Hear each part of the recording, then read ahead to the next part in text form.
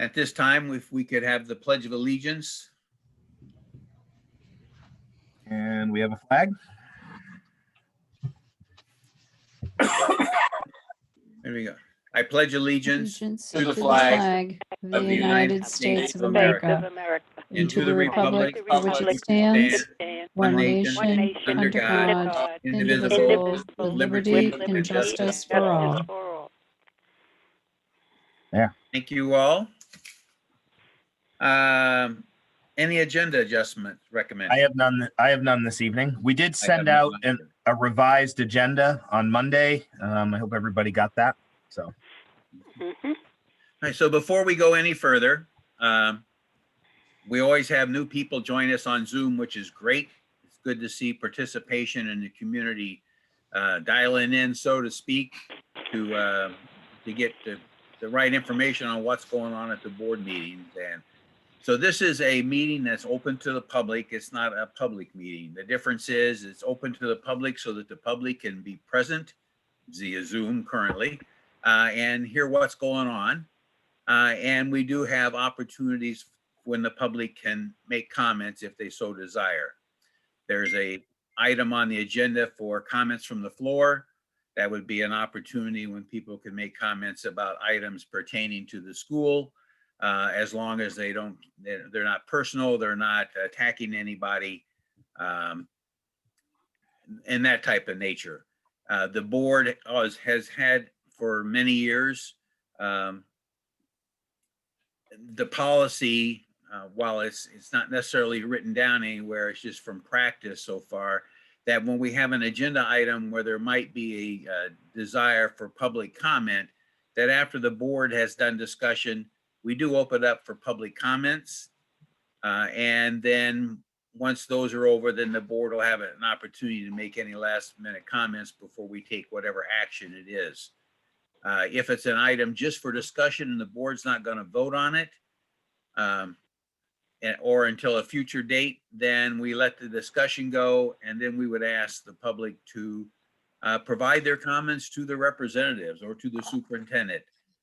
So those can all be considered, because it will come up again as an agenda item if we have to take action on it, and then we'll listen to people, and we'll already have your inputs ahead of time to go and consider before we get there.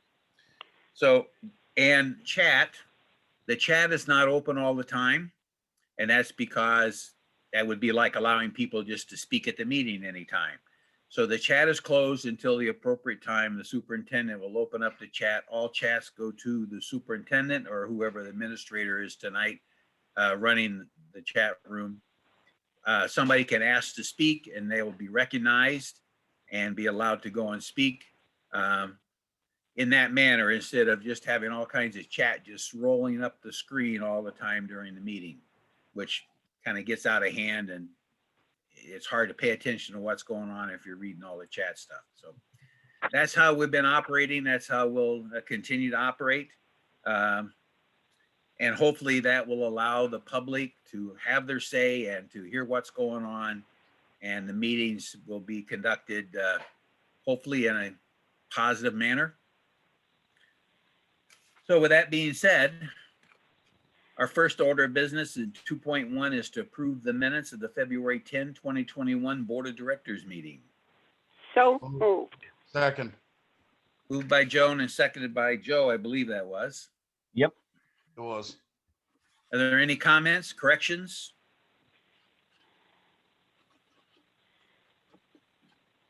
Having heard none, we'll call for the vote. Because we're Zoom, these have to be roll call votes. All right. Bob, Yes. Jen, Yes. Robbie, Yes. Joan, Yes. Vicky, Yes. Stephanie, Yes. Andrea, Yes. Joe, Yes. and Dory. Yes.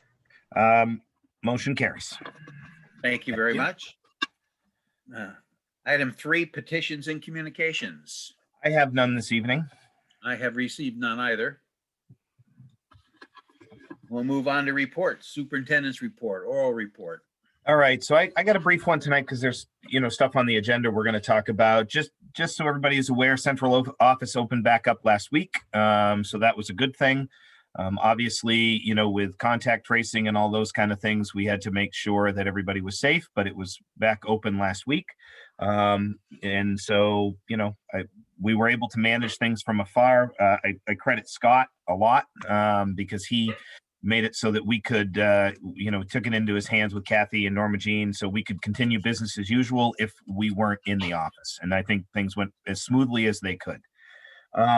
Beyond that, at our next meeting, you will see my budget presentation for the first time. We have been working as an administrative team. Scott and I work today. We have an A-team meeting on Friday to present you all a first draft of the FY22 budget. As you know, I have forewarned you all, this will probably be our toughest budget yet. But I'm hopeful with the work that we've done that we'll get it to a place where, it is palatable with the lost in state funding. I am working on our ESSER application. That's it's not COVID relief funds, but it is COVID relief funds. They've got all these really nice acronyms at the federal level. I'm working on that. We're trying to utilize those funds to take some pressure off the FY22 budget and the FY23 to some degree, as well as put some summer programming in place and things like that. So once that application is done and we've got a framework in place, I'll let you all know what's in there. Other than that, the collaborative planning team met on Monday. We'll have there's an update on that on the agenda, as well as an action item to follow. So other than that, that concludes my report. Any questions? Vicki, did you get a response about whether you would see the draft budget ahead of the meeting or not? I did not. Okay, so I think you were on the board, you've been away for a while, you're back again, and we're glad to have you back. We've typically lately waited until the original presentation before we saw even the first draft, just so we weren't seeing it and trying to read stuff into it without having any idea on why the numbers are there. So we need to be very cautious that they're marked drafts and we go along and the information doesn't get out to the public with bad stuff while we're still working on it, which was the case about 4 years ago. And so I wouldn't expect that we'll see one until probably we'll get it. So we'll have it in our hands just before the meeting. You will, we'll be able to follow through as it's presented. And then from then on, we'll start digging into it and get regular updates. Okay. Yeah, we'll get a draft. I'll get a draft out to you, like as far as the 48-page document. We'll get that out ahead of time. But I always wait because I want it to accompany my presentation because I think it's important to know what's in there. So, Yep. Will it be put on the website for the public to see? Once my budget presentation has been made, yes. Okay. So the presentation will go on the website, as well as the recorded Zoom from the presentation. So that will be out there. Yeah. All right. Thank you. Yeah, and well marked as a draft because, as you know, Vicki, a lot of changes usually happen between the first time we see it and when we go to the budget meeting, or won't be a budget meeting again this year, probably. It'll be the referendum. Nope, it'll be a referendum. Yeah. Any other questions, the superintendent? Andy? Yeah. All of the fun buzz on the news tonight about the legislation talking about this whole bill they want to propose about holding students back and giving parents more control. And I know how the law is and I know how we are, but I think maybe you want to reiterate what our stance on RSU 4 is so that people listening will understand. Which one is that, Jen? Remind me. It's the one that Justin Fecto was talking about tonight on the news about wanting parents to have more say if their child should or needs to be held back because of pandemic issues and lack of learning. Yeah, I will be candid with you. I don't see that one going very far. I'm not sure it's going to get out. But at the same token, we have board policy here that states that it is the final decision of the principal. Also, the way that we do business, we move students along at their pace. And so regardless of what cohort they're in will meet students where they're at. And so, consequently, those will be conversations that our principals will have with students, and with parents, and depending on, what the needs of the child are will depend on whether there is retention or not. But ultimately, the board policy states that it will be, it's the decision of the building principal, and any appeal goes to the superintendent, and the superintendent's decision is final. So that's where we're at this point. Thanks. I wanted to give you an opportunity to say that because I do know that there are parents and other people on here who don't necessarily know the policy or the law the way that it is. So I wanted them to hear it from you. So thank you. And I think, that I understand where Justin Fecto's going with that bill, but at the same respect, that's we're digging into local control. There was some talk, and I think this was part of it too, about letting our senior class have a choice to come back for another year. There was that talk as well. I mean, that turns into a capacity issue too. So, I think it's going to be on a case by case basis. I've worked in 4 school districts now, and I got to tell you, we do a fantastic job at looking at the individual child, the needs of the individual child, where kids are at, where they need to go, and we do it on an individual basis. We don't look at, we look at cohort data, but as far as kids are concerned, we look at individual kids. So, Thank you. Okay, so let's kind of getting out of the report. That was kind of a little additional information. But if that's something that needs some more discussion, we should probably put that on and discuss it more. We can, for sure. All right, you had one resignation? I do. Jessica DeStefano, she's a teacher at SPS. She is resigning with us effective at the end of the year. So, okay. There's no other questions, and we'll go on to the Director of CAI report, and Kathy Martin. Yes, thank you. Just wanted to kind of give you some updates on some things that are going to be happening in March. The first one is a Freckle challenge that we're going to be doing with students. Think March Madness sports bracket style. Freckle is our program that we use for a response to intervention. It provides our tier 2 interventions for students. Teachers can use it in 2 ways. It either is adaptive, where students links their STAR score into the Freckle program, and students get what they need in their instructional level, or teachers can assign specific standards for students to work on. So we're going to kind of challenge, and we have some fun Freckle garb that we got from the company, as well as MJ and I are working on some 3D printing, some piggy banks, because the whole Freckle icon is a pig and they earn coins. So we're just going to kind of play it up and try to do a Freckle challenge. Next week is our second round of parent-teacher conferences. So each night, different grade spans are going to be meeting with parents, and all day Wednesday. And there is an RSU4 team that we will be presenting tomorrow at a WMEC event, and we're going to actually have Battelle for Kids there, BAR, which is who we have our grant through for the Portrait of the Graduate program, as well as the DOE was invited to watch our presentation. So it's really a neat way to showcase our project, and also give us an opportunity for future grants. So proud to be part of that team for RSU4 representing through that WMEC project. So that's all I have for tonight. Any questions? Okay. Hearing none, we'll move on to the financial report. We received it in the packet, or separate from the packet, but we have received it. Yeah, it is in the packet. Scott is not here. He attended Yeah, finance. he is. Yeah, He is here now? Oh, Yeah. good. All right. So Scott is here.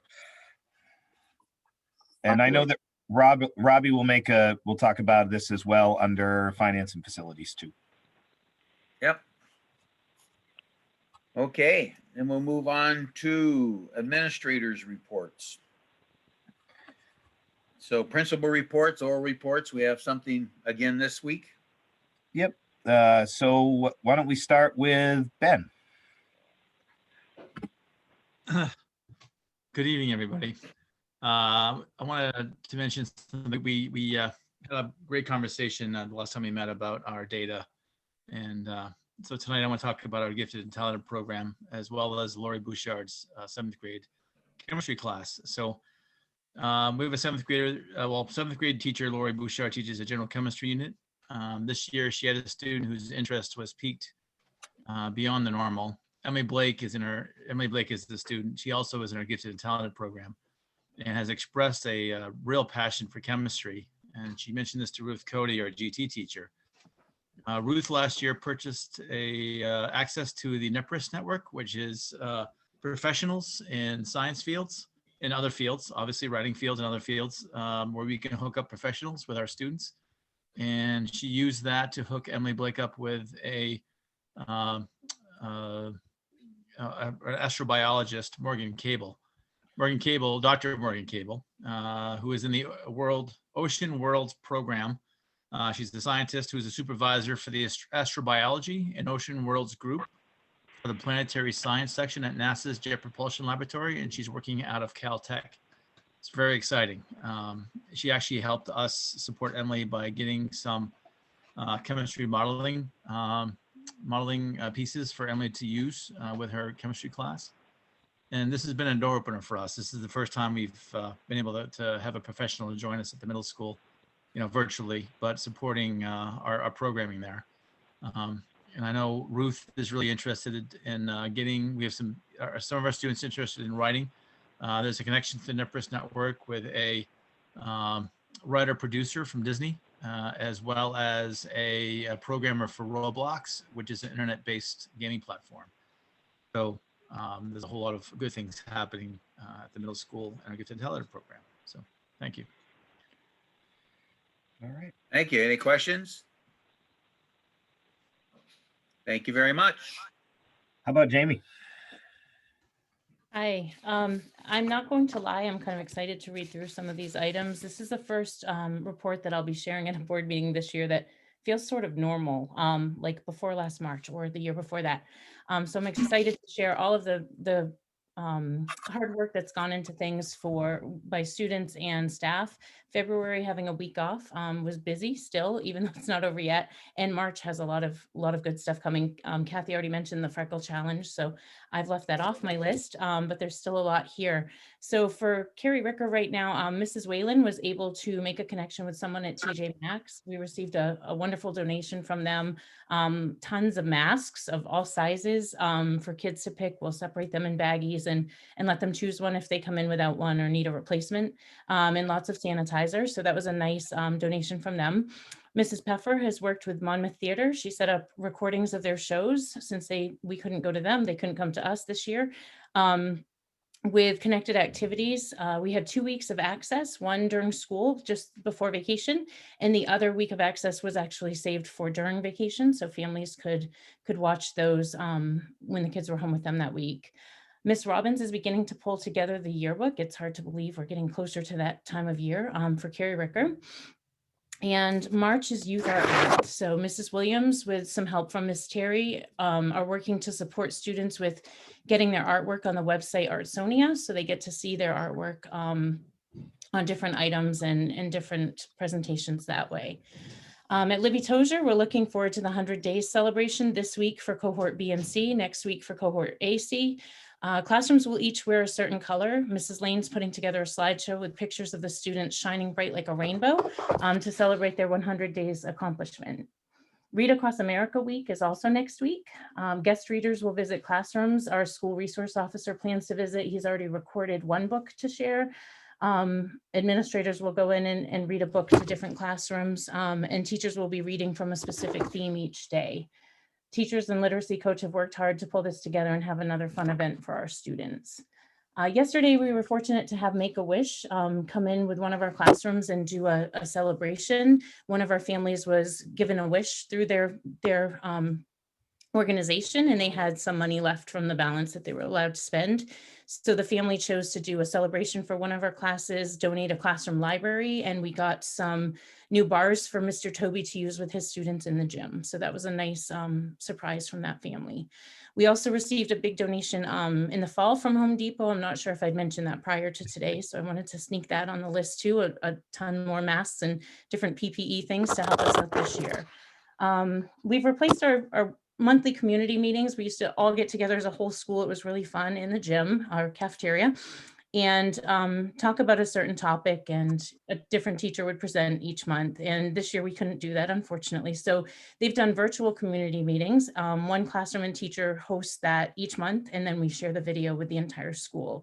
It highlights different habits of work and things of that sort. Our literacy and math coaches, Becky and Brandy, have been hosting weekly chats on Wednesdays that offer additional professional development for our primary school staff. We've had wonderful attendance so far at those sessions. February was also Dental Health Month. Mel Lassard worked with students on that topic and gave all students, even the remote students, a dental goodie bag. And then both schools have done some things in common. Mr. Jack right now is working with Bikes for Books to see if we, I said that back, no, I said it the right way, to see if we can get that in place for this spring. It's always a welcome activity, so we're hoping that we can follow through with that again this year. Both schools had Valentine's Day parties just before vacation. They were planned much differently this year. I never would have thought we would have said something about quarantining Valentines for a few days, but we did. And families were very cooperative about it, even with a snow day thrown in the mix. But the kids got to bring in cards and take them home on their day for each of the cohorts. Mr. Jack and I worked with kitchen staff at both schools to have snacks purchased and separated by student individually and passed out to the classrooms because we weren't allowed to accept treats from home for their celebrations. So it felt pretty normal, and there was a lot of good feedback from staff and students about that. Phys Ed's been doing a great job spending lots of time outside, even in the cold. They're doing anything from snowshoeing and sledding to skiing at both of the schools. It's nice to see, they're outside a lot, but not as much in the winter. So this year's kind of forced that a little bit more. So unless it's really raining hard or way too cold, they're out there almost every day. Becky D'Alessandro is hosting a book study for pre-K-5 staff starting soon, and she has a huge list of teachers signed up for that. So that's another exciting PD event that we have.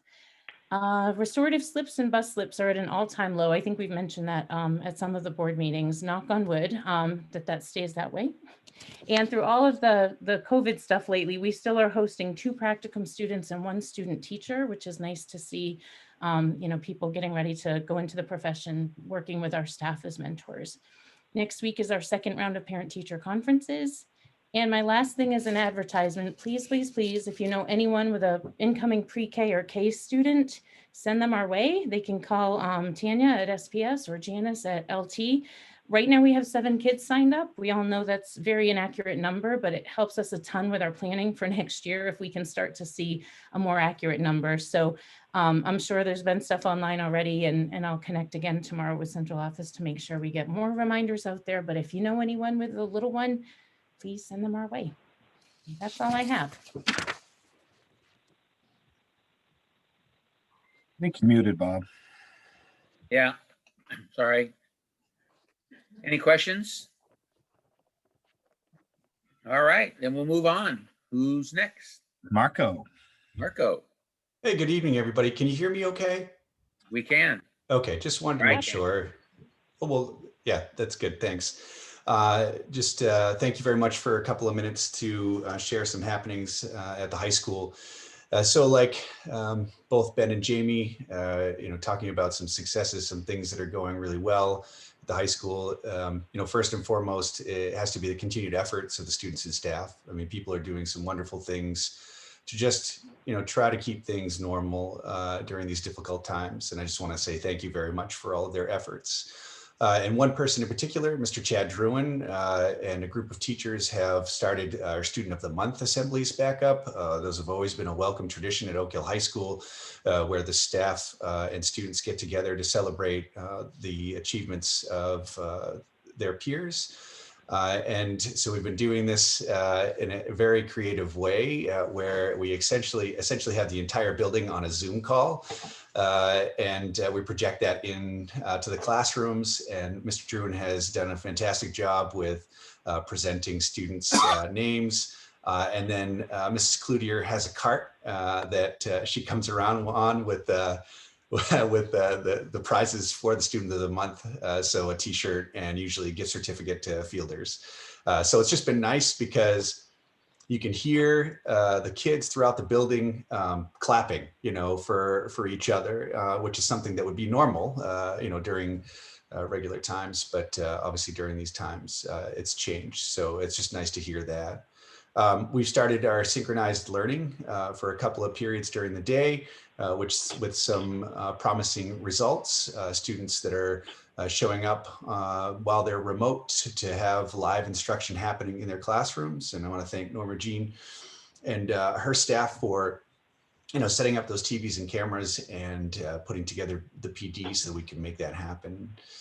I've been sitting in on a fair amount of science classes as of late. I watched a wonderful presentation on waves in a class where students were using slinkies. Each student was giving a slinky, and they were doing different work with the slinkies to show how waves work, which was pretty awesome. And then there was a big display that Mr. Zewis did in regards to waves too, but just with a giant slinky in the auditorium. Obviously following all of the guidelines that go along with it. And then set in on Julie Bouchy's biology classroom. She's doing some microscope work. I took some pictures of that and put them on the Facebook page. And what was really nice about it was kids were using their cell phones. And I know obviously, when I say something like that, I might raise a few eyebrows, but they were using their cell phones to take photos of what their field of view within the microscope. So they would line the camera up into the eyepiece of the microscope and shoot into it so that you could see the field of vision. Since Mrs. Bouchy can't get so close to the students that she can, see what they're looking at, they're able to show her what they're looking at. And so some really cool photos of just very small pieces of cotton thread that I put up on the Facebook page. And last but not least, this was a really fun one. This time of year, the last month or so with snow, just students getting to school is an interesting process. I worked at Mount Abram High School for a number of years, which is in Franklin County in the mountains. And it's always awesome to see snowmobiles show up at the high school as a mode of transportation to and from school. And the kids have done a fantastic job being respectful with their machines coming onto the property and leaving the property. But I did put another photo of that up on the Facebook page where there were 8 to 10 sleds parked, and the snow was coming down. So it was really nice. But I got a lot of feedback on Facebook, which was great. And I just want to thank Mr. Waterman for creating the trail that goes directly to the high school and keeping that maintained. Students have really appreciated that. So those are some things that are happening at the high school. All right, any questions? He may be out there tonight checking on it, as far as I know. I will say it's pretty awesome. I mean, when I was a kid, before I could drive, I drove a snowmobile to school almost every day in the winter. So to see that come back has been a good thing. It really has. I will say, Andy, too, that, we've rearranged the main office. If you get a chance to stop by and see it, we've rearranged the main office, but there now is like a shelf in the office where the kids can put their helmets, so they don't have to carry them around from room to room. Yeah, it's pretty nice. Mrs. Garnett Sias and the office staff did a nice job rearranging that. Oh, how cool is that? That's pretty neat. Any other comments? Then we move on to special ed. Yeah, Nancy? hello, everybody. So we have the Maine State Alternate Assessment coming up in March in a couple of weeks for our students with the most significant cognitive disabilities who can't meaningfully take the MEAs and demonstrate their knowledge. It's for students 3 through 8 and juniors. We administer that over a 6-week period. It's computer-based. It can be paper-based if necessary. This year, Maine Department of Ed is piloting the science alternate assessment for 5th, 8th, and juniors. That's replacing the PAPE, which has been longstanding in special ed world as part of the MSAA. So we have an upcoming training on that for our test administrators and myself. This year, we've only got a couple of teachers actually administering the MSAA. We've got about 8 students who will be taking that. Today, at my request, we had planned a PLG with one of our evaluators, Richard Kaufman, who did a sort of an introductory hour-long training on dyslexia. And he presented that to an elementary school, and next week he'll do that with a different elementary school. It was kind of nuts and bolts, but I just kept thinking about it today. And when you take a breath to think about how our brains are wired and what we've committed ourselves to doing with kids, teaching these kids to make meaningful, to make meaning from these two-dimensional little squiggles on paper and doing it fluently. It doesn't come naturally to our brains. And Richard spent a lot of time sort of prepping us for the dyslexia training around that. And he was saying when you're watching a really good reading teacher, it's sort of like watching a miracle. I would agree. It's just amazing. And he thanked our teachers, which was really nice. It's small wins for special education teachers. And I think it's really nice when they get the kudos and the recognition, that what they're doing is quite an art form. And there's a lot of detective work that goes into that. And we're doing that right now with dyslexia. So we're hoping to do more of those this spring. And one of the great things is we have a lot of resources in-house in RSU4 that we're going to bring in to talk about, doing those deeper dives on disabilities and what to look for in the evals and what kind of interventions, would be appropriate. So that's all I've got. Thank you. Any questions? Now we move on to the technology report. Norma Jean. Okay. Good evening, everyone. Just like everybody else, the technology staff, when we come back from a vacation week, it's usually a busy week of supporting staff, students, and devices that want to misbehave during vacation or when they come back. So that always keeps us busy. We're continuing to support the teachers with the new equipment. They're all doing a great job. And then, as Kathy had mentioned, the tech are getting our dust off our 3D printers and starting to get ready for the Freckle Challenge. We're super excited about it. We've been preparing for a couple weeks with Kathy's help to, get PD ready and be able to support the teachers and the classes the best we can to support that challenge and give away prizes. Technology staff always love a good theme, so that builds some excitement too. So yeah, just a busy week. Thank you. Any questions?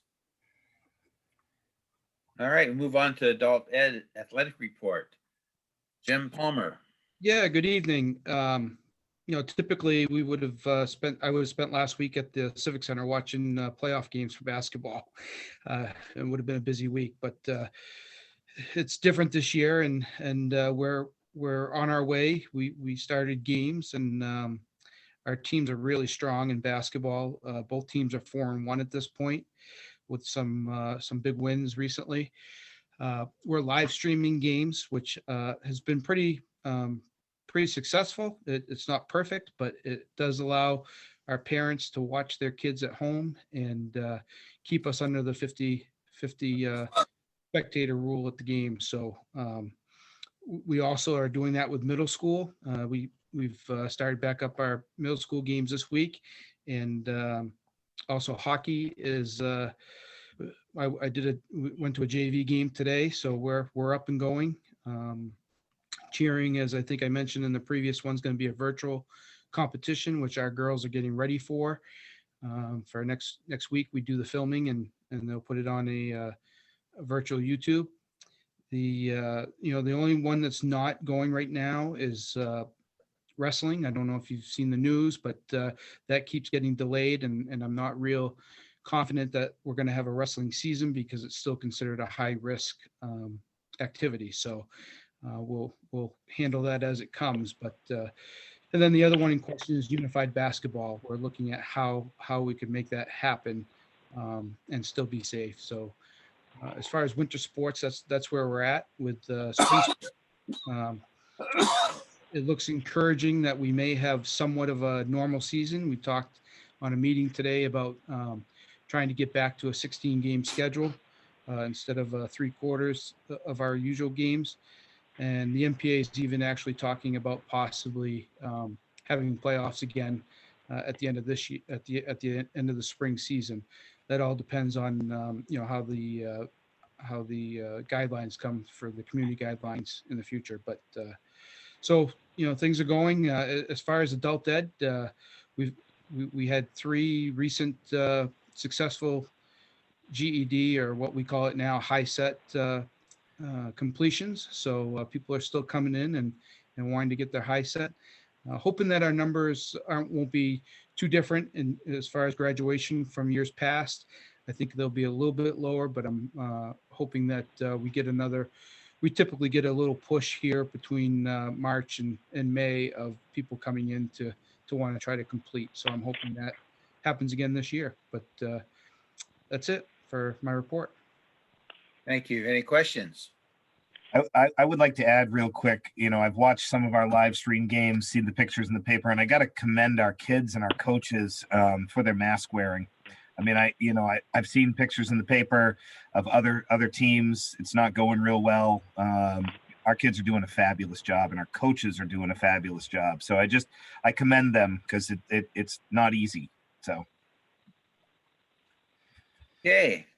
4.5 student rep report. Is our student rep with us? I think I saw Riley here. Yes, I am. All right, Riley. So nothing crazy. February break. Most people seem to enjoy that off. My first day will be back tomorrow. I know seniors are kind of getting down to crunch time for graduation, and we're trying to figure out how that's going to go. As president, we're just trying to figure out who will be at graduation number wise and how we're going to try to get as many parents and friends as there as we possibly can. The other thing I had to add was I know there's currently, it's at the high school. I don't know if it's at the other schools as well, but a decision being made on what the schedule will look like for next year between a 4x4 block, which is what we have now, and the red and white days, which is what we had last year. I can confidently say at least 75% of the kids I have talked to are in favor of the red and white days, on a fact of it kind of decreases the amount of repetition we have and increases the amount of exposure we get to different students and teachers. So I would definitely say there's quite a bit of strong support for the red and white days, especially from those taking AP classes. Like myself, I took AP biology, and my test will be in May, and I will not have had class since about the January or December time. So I definitely know there's a lot of support for red and white. And other than that, that's about all I got. Thank you. Any questions? Riley? Riley, have you all who have been in the AP Bio class, have you been working with the teacher periodically just to kind of revisit and continue reflection to prepare for the exam in May? Yeah, so there's what we do is periodic check-ins, mostly through Google Classroom. So he will update, and that's the same for my other AP classes as well that are first semester. And from what I know, a lot of the other teachers for AP classes are doing that as well. They keep their Google Classroom up and running, and they also have access to AP College Board, which is all the exam material you could possibly want, as well as tests for that. So there's definitely no shortage on the access to the knowledge. It's just whether or not you're in the classroom setting is what's different this year. Right, because I knew the AP had changed the structure and format, so I wondered if you were having that available to you. Good. Yep. All right, thank you. Transportation operations report, Glenn.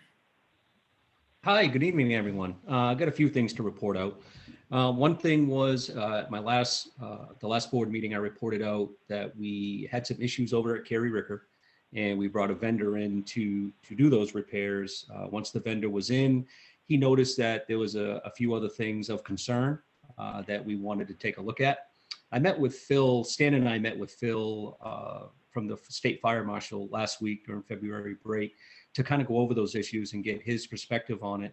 And not knocking the vendor or anything, but when Phil looked at it, he didn't look at it the same way that the vendor did. He feels a little differently that, but he's going to go back and check to verify that he is correct.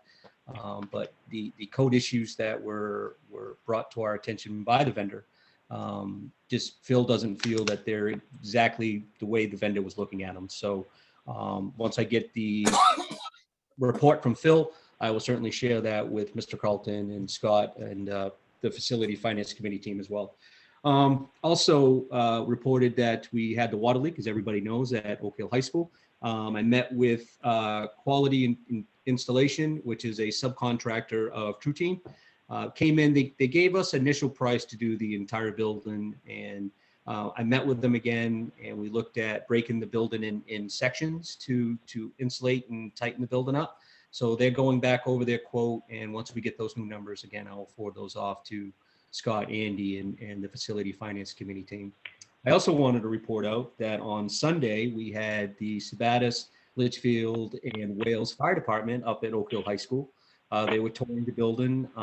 They have all agreed to work together if any towns get any calls. So it's a collaborative effort from all three towns, which I think is a very positive thing. Each town has a few new members and some existing members as well. So it was good to have them into the buildings, take a look at the emergency plans, and just get an overall sense of the high school. I know they mentioned that they might look at doing that at the rest of them, just depending on scheduling and so forth. So at this time, that's all I have to report out. Thank you. Any questions? All right, seeing any other reports? I have none. I have none either. Okay, at this time, the next item is our comments from the floor public comment period. We're going to open up the chats. The chats will go to the superintendent, who can then call on anybody who would like to go and speak, or you can raise your hand. Don't use the clap sign.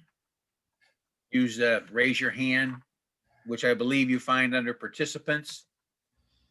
And somewhere on there at the bottom of the list or somewhere, there's one where it says raise your hand. Yeah, down at the bottom of is where mine is anyway. So if there's anybody that has any comments, again, I'll mention that it's a period to go and make comments about the school system or the schools, but it's not a time to make comments about derogatory comments about a particular person, staff or student. You certainly can compliment specific staff members if you like. It's always good to hear good things.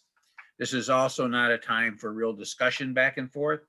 If there's an item that comes up in the comments where further discussion is needed, then we request that the person contact either the superintendent or myself as the board chair currently, and request that the item be put on agenda, and we will work it into a future agenda as soon as we can. Sometimes they're pretty packed, so it might not appear on the next one, but we should be able to get to it relatively soon. So we do have one agenda item later where we're going to talk about changing the length of the school day. If you saw the agenda and you want to comment on that, I'd ask you to wait till we get to that. I will open it up to the public to make comments after the board's discussed that. So since that's on the agenda, there'll be another place to go and discuss that rather than here. So at this time, if anybody wants to speak, they raise their hand, or they can go into chat and let the superintendent know they'd like to speak. Or if they just have a question or comment they want to put in chat, he can read that if that's fine for them too. I currently have nothing in chat. And I don't see any hands raised.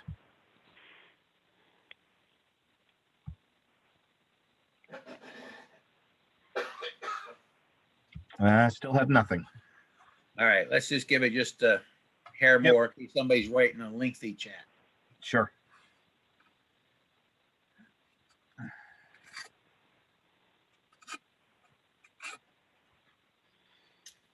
Still nothing? Do have a question. Is there from Kylie Hyde, is there a possibility of bringing back class rank?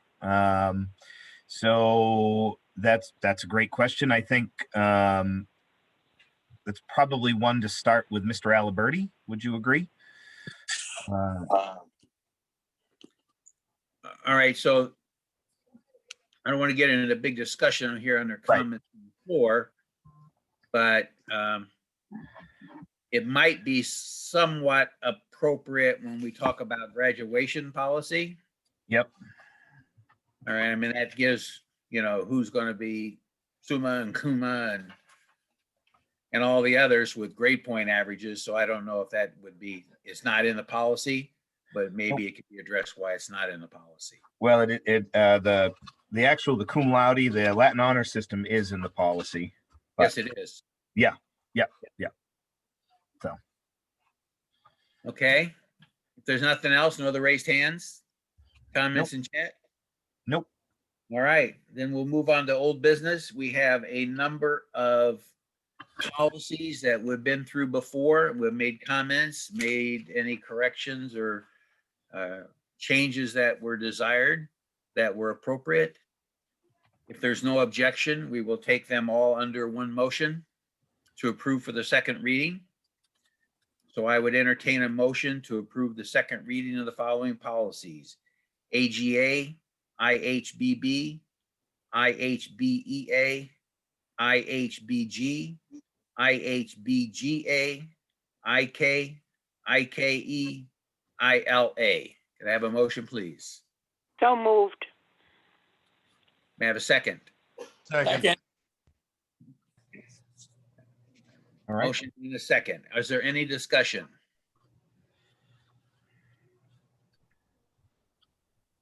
No discussion? Nope. Then I will call for the vote. All right. Dory, Yes.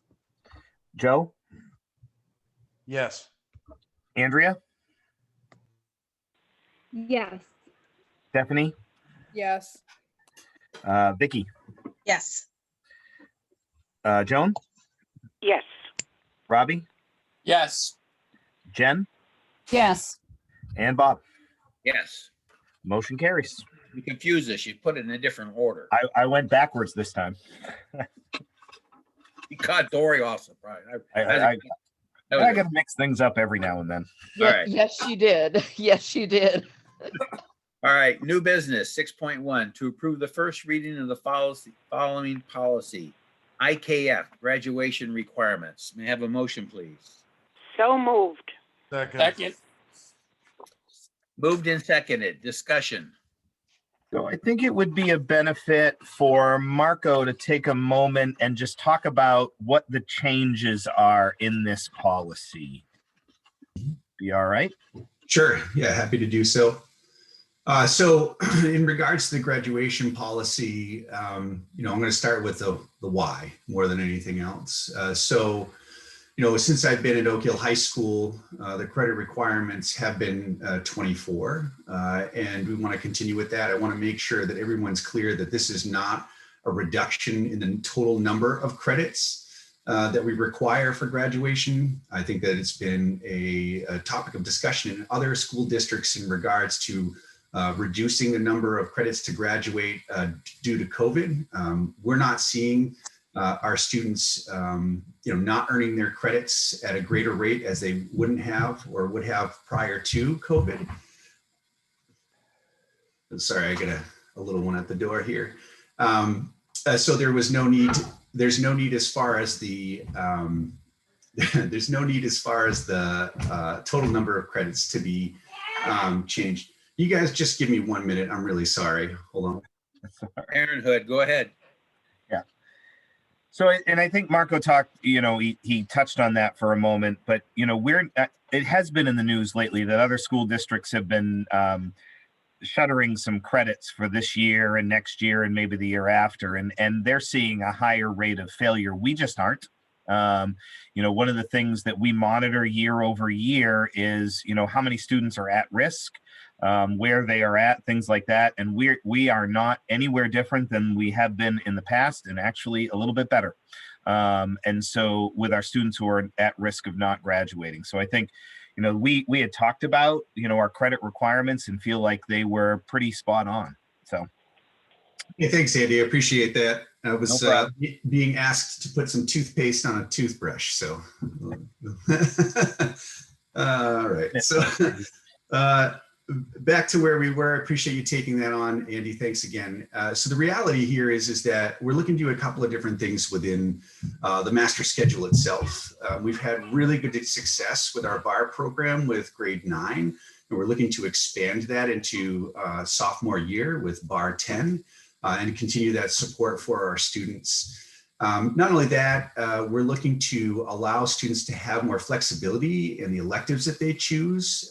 We want students to have obviously a well-rounded experience while they're at Oak Hill High School, And by lessening the required courses that we have and offering more electives, it gives students the opportunity to try different things that might benefit them as they leave the high school, whether it be to move on to college or post-secondary education or join the workforce. So what you are, well, Andy, actually, is there a way for me to share the screen? Oh, I can give you some power. Yes. Thanks. Because that way I can just refer to the policy and not just talk about it like everybody's looking at it, or they can refer to it. There you go. All right, let's see here. All right. Everybody see that okay?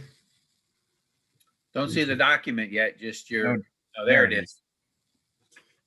Yeah. I'm going to move you guys out of the way. You're in my way. Out of the way. Just minimize the view, and then other people can command and zoom in their own screen. All right, how's that?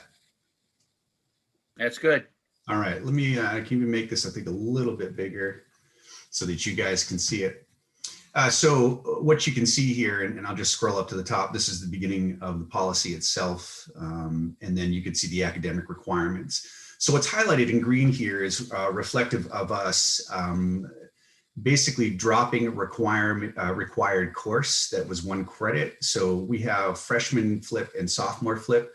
What we did is we dropped the requirement for our 3rd year of flip, which would be junior, senior flip, if you will. And it's still there as an elective. So kids that would like to continue to go down that path and learn more about fitness and health, they can do so. But it also allows students who are not interested in doing it the opportunity to take other electives. So currently for the class of 2021, it's 5.5 electives. For the class of 2022, it would be 6.5 elective credits. And then as I scroll down to the class of 2023 and beyond, you'll see some further condensing of the required courses.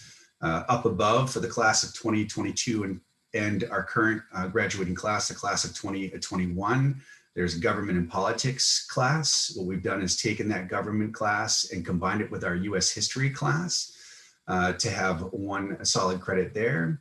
And then also we have dropped the requirement for economics to be a required course and replaced it. It's still there. The economics class is still there as an elective, and it allows our business teachers to go deeper into the economics topic by removing the personal finance component of the economics. And that will be a standalone class. Obviously, there's a huge need for learning more about personal finance, especially as you move forward into life. So we want to make sure that that is something that we spend a fair amount of time talking with our students about.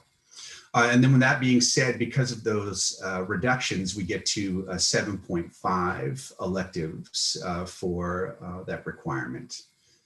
So those are the major changes that we're looking at. I would also say, and this was something that, and the rest of this I will say is a bit boilerplate in the sense that, you have your community service requirement that hasn't changed. How we determine, the courses that students are taking for transfer students, and if they, satisfy our requirements for graduation. And then, homeschool students, if they're coming into the high school, how do we determine where they're at as far as credits are concerned? Students receiving special education services, students in alternative ed, early awarding of diplomas, delayed awarding of diplomas, and extended study. And this is one I think that has changed recently. And Nancy, I might look to you to make sure that this age is accurate. I believe it's 22 now.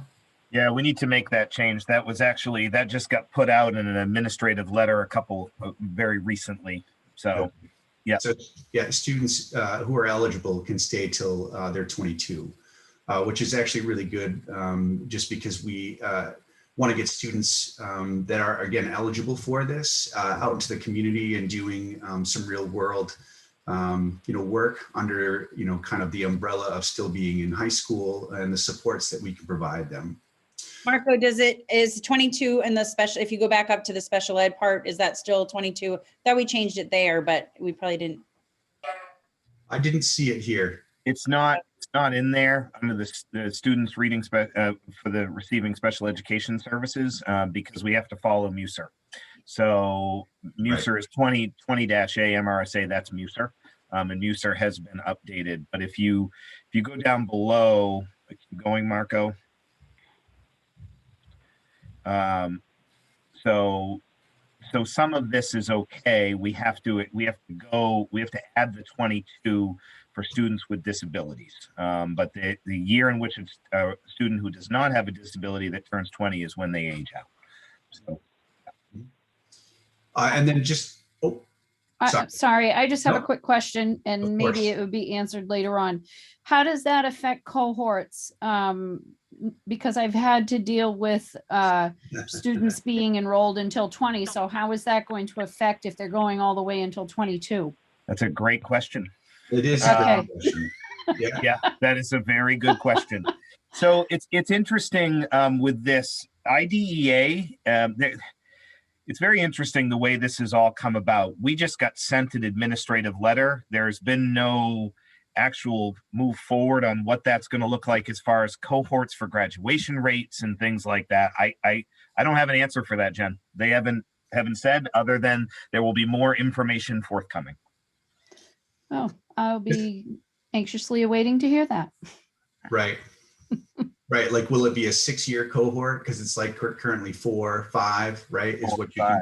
Yep. Yeah. Well, and some do extend all the way up to 6, but it's very rare. This could actually create a 7-year cohort. Yep. Okay. Thank you. Hey, good question, Jen. Thanks for that. And then, obviously, in regards to participation graduation ceremony, students have to meet all the requirements in order to participate. And this is new, the honors and awards at graduation. This is something that was that I believe, Jen, you talked about or shared with the board and was reviewed already, but I will just review it. So, as far as our awards for graduation, we have our summa cum laude, which is cumulative GPA of 3.6 or higher, and the award for that is a gold stole. Magna cum laude, students achieving a cumulative GPA of 3.3 or higher is a gold cord. Cum laude is cumulative GPA of 3 or higher is a silver cord, and then distinction, which is something that I think has been around for a long time, is greater than or equal to cum laude and greater than or equal to 30 credits is a blue and white cord. Please note that, this is for not this year's seniors. Distinction will be, if you see the little note at the bottom there, it says, the class of 2021 GPO will only include red day semester courses because that's all we had for the first semester. And distinction will be based on 27 credits. That's what the old language has always been, and we wanted to honor that and not pull that out from underneath anyone's feet as they get towards the end of their schooling. So I'm happy to answer any questions anybody has in regards to the policy. I have questions. So I have, first, if you scroll down to the Latin awards. Yep. If that stays in there, they need to, they're incorrectly stated. A 3.3 or higher, a 3.7 is higher, are they going to get a gold cord? Or is it 3.3 to 3.5? Okay. Gotcha. Yeah. What I mean? Yeah. Somebody's not going to get all 4 cords. Which would be nice. Which is what the policy says, right? Right. I appreciate that clarification. And the other one is that I keep going back to my memory on where we were trying to go with our whole progressive, individual, personalized learning and everything else was to do away a lot with these grades. Because if a student, so let's say somebody takes a, I don't know, biology course and they fail a test, we let them make those tests up again. And we let them take it until they demonstrate proficiency. And in which case, at that time, they move on. So if demonstrating proficiency, is it on the first attempt at proficiency or is it on the fifth attempt at proficiency? Do they get a grade point average of 2.5 or 3?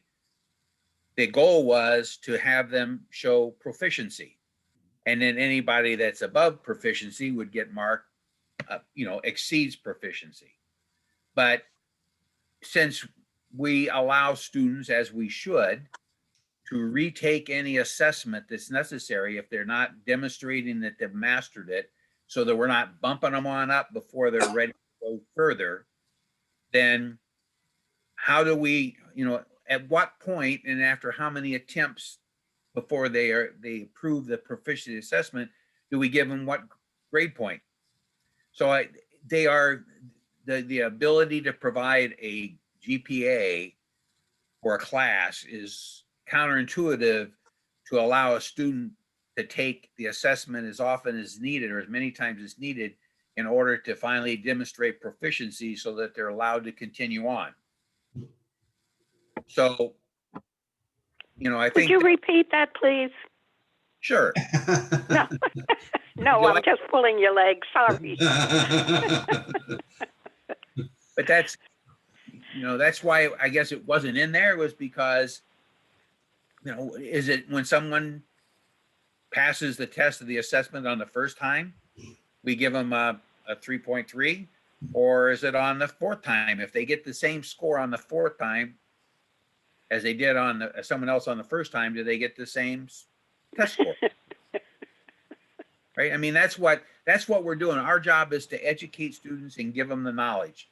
And then we assess to make sure that they've gained that knowledge, and so that we can move them further down the path on the continuum to get the full amount of knowledge that we want to impart on them during their high school stay. All right, whether that takes them till age 22 now, or it takes them to age 16. When they get there, they get there. So, and we should know that the colleges are no longer looking at GPAs and stuff. They're looking at other things for entrances. There's still some, it's like the SAT, there's not a lot of them taking the SATs anymore, right?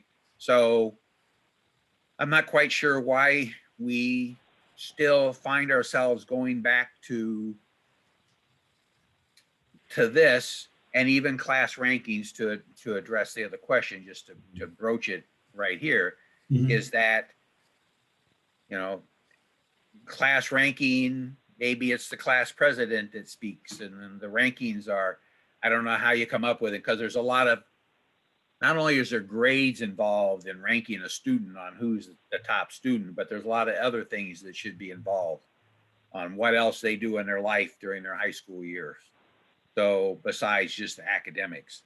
So those are, and I guess my other part is that the number of, English, 4 years of English. The state doesn't require 4. I think the state requires maybe 3.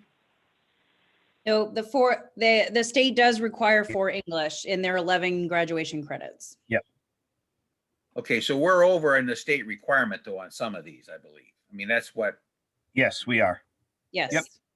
Yep. The state, the way 20A works is that is a minimum requirement of 11 credits.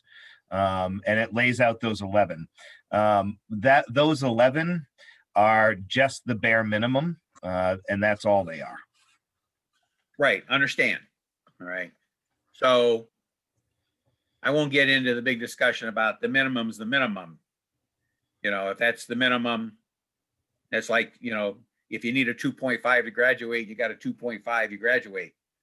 That's the minimum, So, but I guess I don't mind the students needing a broader perspective, but we seem to spend a lot of time trying to get every student ready for a post-secondary educational experience at a college or an institute of higher learning. Yeah, I don't agree with that. And I would push back on that too, Bob. Well, when we get down to the course, you'll see several times where it talks about the intent is to get people ready for post-secondary and after post-secondary talk. So it's in there. But post-secondary is a lot of different things, Bob.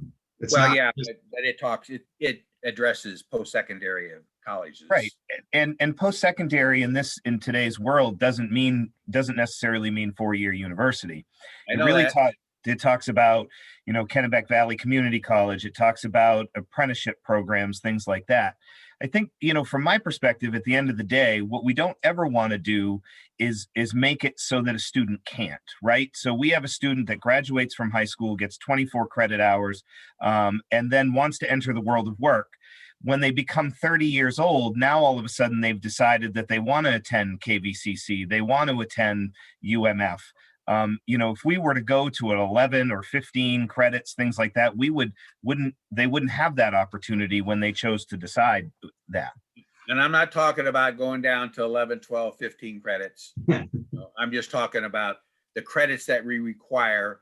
There's lots of electives. Those people who set their goals someplace else can take those more the second or the third or fourth year of science or the third or fourth year of math. But I'm looking, Bob, to build in prerequisites that when I got my bachelor's degree, I never had to go and take geometry, but we make it a requirement of prerequisites for some classes to go and take geometry before you can take another class, especially some of those I take with Thomas College. No, that's not accurate either, Bob. Like we don't have, at one point in time, there were prerequisites for certain classes, but we've done away with those because we want to offer opportunities to kids. And kids do not have to take geometry specifically. They don't have to take geometry specifically to graduate from high school. Not to graduate from high school, but to take some other courses that are maybe not necessarily, I don't know, it just needs to be reviewed. The algebra classes and the math classes I took at college didn't require geometry as a prerequisite. It's just the overall. But back on this policy here, those are my comments on this particular policy. Yeah, just if I'll just respond very briefly, Bob. It's just like I totally understand where you're coming from in regards to the awards, and we don't have. We have to make good faith effort with the school, school community and kind of bridging this gap. We're kind of in between, if you will, where maybe we see education going where we currently are and the past. And so like that kind of like middle step is, removing some of those pieces like valedictorian, salutatorian, and, class rank. And we've been saying that since, students of the class of 2021 have started at Oak Hill. And we've had, these honor rolls, if you will, have been based on these Latin honor systems. And we put these graduation pieces in there because it's part of the regalia of graduation, and I think students should be recognized in some way, shape, or form, as I think the school community expects it during graduation. And the only other thing I would say is I know Melissa is on the line too, and I don't know if it's okay, Bob, for her to speak, but she might have something to add that would help clarify some of your questions if you have any. I also know Jen wanted to speak as well. Oh, I'm sorry. And I know Melissa's going to certainly I should be on the line because we're going to discuss the course requirements, the plan of study or program of studies. You got it. Program of study later on, but yeah, those are my comments here. Jen wants to go and say, so this is, of course, what I see. These are my comments that I see about the policy. I'm just one voice. It's my expression of what I am not overly excited about with this policy. So it's, my one word doesn't change the policy.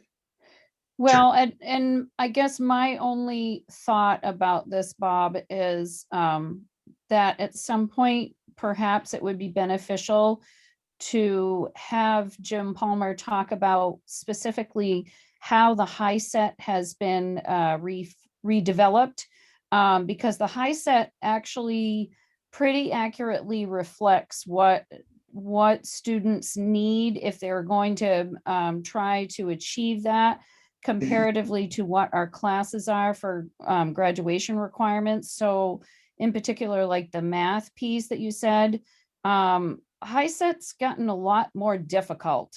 And so I just think somewhere down the road, it might be really helpful to kind of look at that comparison of what it is that we have for expectations for students to graduate versus actually passing the HiSET and how much of that matches up, if that makes sense. Yeah, that makes sense. I think that makes good sense because, you know, the HiSET has changed the game to some degree. So yeah, A lot. we can certainly do that. Yeah. Right. I'm just remembering my discussions that I had at the last conference that we had 2 years ago with college admission officers talking about they've revamped their whole look at stuff. If people are getting into a business degree, they don't need all this chemistry and stuff like that because they're never going to touch it and they're getting to their bachelor's degree or their MBA.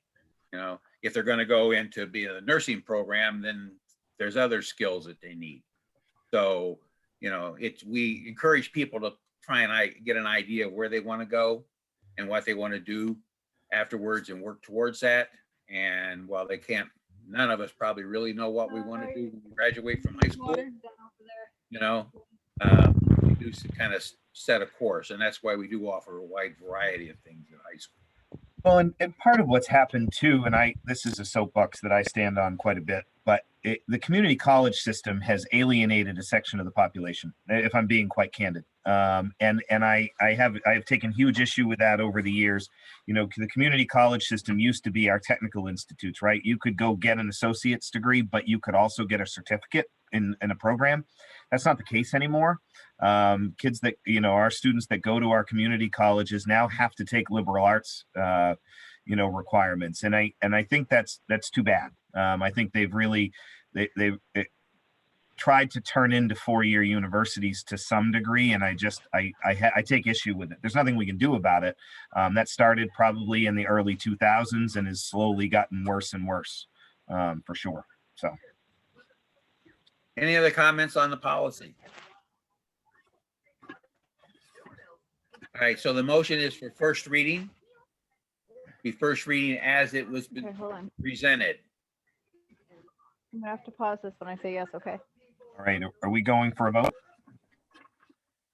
I don't think, did we have a motion? We have a motion and a second. Yep. That's right. Okay. All right, Yep. in that case, I'll call for the vote. Bob? Nope. Jen? Yes. Robbie? Yes. Joan? Joan still here? Yes, Yes, okay. I thought you said Joe for a minute. No, I said Joan, I'm sorry. Okay. Vicky? Yes. Stephanie? Yes. Andrea? Yeah. Joe? Yes. Dory? Yes. Motion carries. Thank you. All right, 6.2. The presentation on the Oak Hill High School 2021-2022 Program of Studies. This is a presentation that is not an approval or a disapproval action tonight. No, and basically, you know, it had been a while. I mean, I don't think since I've been in RSU 4 have we done a presentation to the board on the program of studies. And so basically, you know, just to preface this for Melissa and Marco, this is a look at the course offerings that we have. Obviously, there are some times when, you know, once we get into course registration, that changes to some degree. You know, when we have a couple of kids that, you know, two students that, you know, register for a course, we probably don't hold that course. We do something else. But for the most part, I thought it would be a good for the board to look at what we offer at Oak Hill High School these days. You know, we are on the smaller side of a high school, but we offer a pretty comprehensive program for the size of our high school. So I thought it would be a good look for everybody. We used to get this every year. I was gonna say, we have been reviewing this every year at CAI. CAI, yeah. But not at the full board. The board used to approve it every year, and the board used to always get asked for statistics. I think Melissa can remember how many people took the course in the prior year to go to the board decide whether or not that was the right use of our assets going forward. Should we even offer it? But it has, as you say, it has been a while since we've done this, because in you offer courses and what it is, it kind of hedges on the almost on the side of policy. But Melissa, I think you probably. I'm here. I am here. I saw you. I thought you'd probably lead us through this. I will. So really I wanted to highlight the changes and new courses. The first few pages are the graduation requirements, which Marco already spoke about in his presentation on the graduation policies. And really, the changes to new courses are highlighted in green. We did have a fair amount of new courses that came on last year that were approved by the CAI. And before that, I would say the program of studies hadn't had any course changes for a number of years. Bob is correct in that we used to present this every year. I would present the program of studies, and then I was asked not to by a previous superintendent, and that wasn't part of the plan. So that's how it stopped, but I'm happy to once again begin that if that is the wish of everybody. So here we are. I can say quickly, the courses that came on last year, I don't have highlighted in green because I hadn't really thought about you not seeing them prior to that. But as we scroll through, I think I can catch them and let you know what they are. So how the new courses work is that teachers put in a proposal and we really vet those through the leadership team. We talk about, is this a course that we think we want to offer? Do we already have something similar? Do we feel like we have a student interest? And then we go through and approve each one. And so they come to the program of studies as a draft. And then we meet with the CAI and present those new courses and go over any questions they may have. And we did that, I think a board or two meeting ago, and I believe Jen then presented it to the school board as a group. So Introduction to Lyric and Songwriting is a new elective in the Fine Arts Department.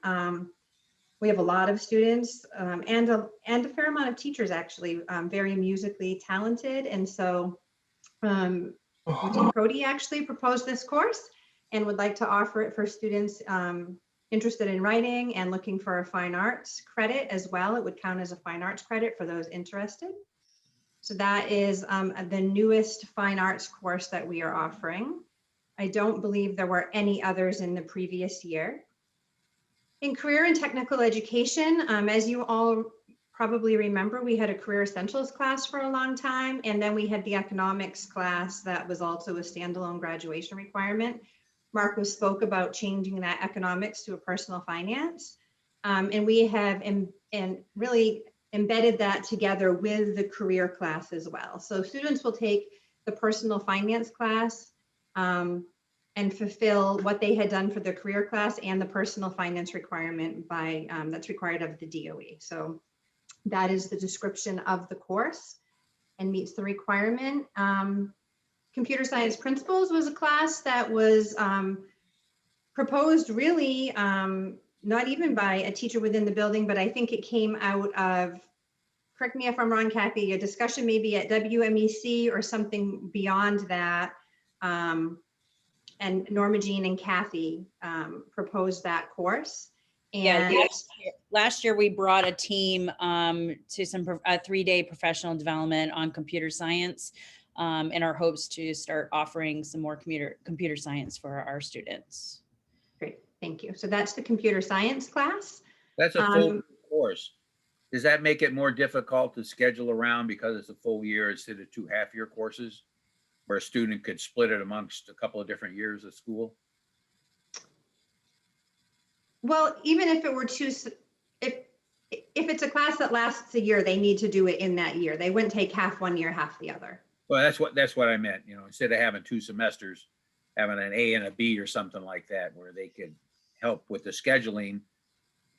You're locking them in for a year course on this as an elective.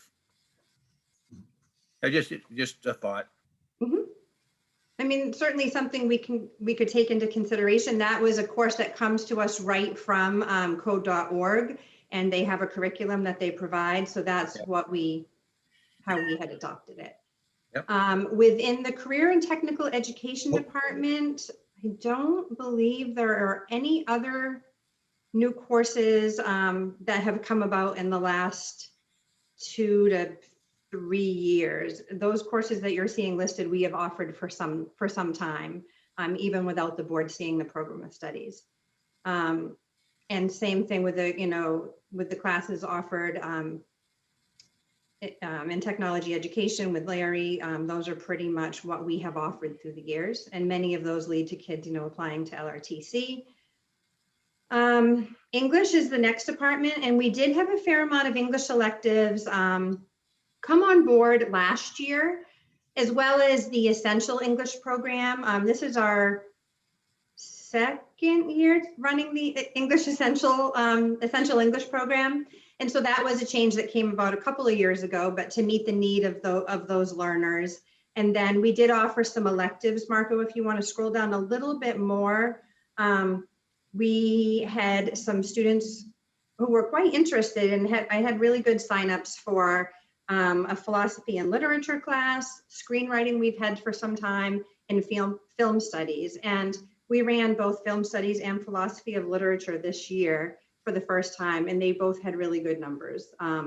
So there was definitely an interest. And then digital literacy and journalism, we're trying to get off the ground, and talked about maybe being able to count that as a little bit as a fine arts as well. I've reached out to other area high schools to see if they offer a similar course and how they count it as fine arts. So this is our, we've had that this year. So that was not new, a new proposal. Melissa, is there any way for me to tell as I look down this, or anybody else, which of the English courses, since we're in English right now, are required and which ones are elective? English 1, 2, 3, and 4 are required. And for each of those, there's an essentials level. So students would take 9th grade English or the essentials equivalent, 10th grade English or the essentials equivalent. AP English, if students take AP English language, that fulfills their junior year English course, they wouldn't take English 3. And AP Literature, again, would fulfill their senior English class, and they wouldn't take English 4. Okay, thank you. And we're also counting, correct, any dual enrollment courses? Yes, we do have a dual enrollment course in English composition offered through Thomas. We haven't taught that. That is not a standalone course this year. Students who take English 4 have the ability to opt into it, and they do additional work, and they receive credit through Thomas College. They don't get a credit from us. Yeah. They get a credit from us. Yep. Yes. Okay. So we have some courses in here where it says that they complete the, or maybe it's in some of the verbiage, if they complete some of these college courses or online courses. Yep, the Thomas College. From us, but they get a credit from the college, or? Sure. The Thomas College dual enrollment courses, they count as our graduation requirements towards what students need to do for Oak Hill High School. And if students pass with a C or better, they can get credit for that through Thomas College. If they go to Thomas College, it counts for credit there. And then they could choose to take that transcript with them. That depends on the transferability, to the institution that they end up at. And that varies how different institutions take that credit. Same thing with our anatomy class. Our anatomy class that you'll see in science is through the University of Maine at Fort Kent. It's a concurrent enrollment course. Students get Oak Hill credit for that, but they also can earn college level credit for that of 4 credits. So world languages. So there are no new courses in the world languages department. Those are what we have offered for a long, long time now. Math, the change that came aboard last year was the everyday algebra. If you recall, we used to have an Algebra 1A and an Algebra 1B. Students took Algebra 1A for a year. Then the second year they took Algebra 1B. So it was algebra offered at a slower pace, but over 1 year. Over 2 years. And we've changed that to become an everyday algebra class where students have math every day. And so they do get through and earn that algebra credit over the course of the year. And they also earn an elective credit because they are doing that, that curriculum every day. So that is the one change. We also put in there for an everyday geometry that had the same format, but we didn't have enough students to run that class.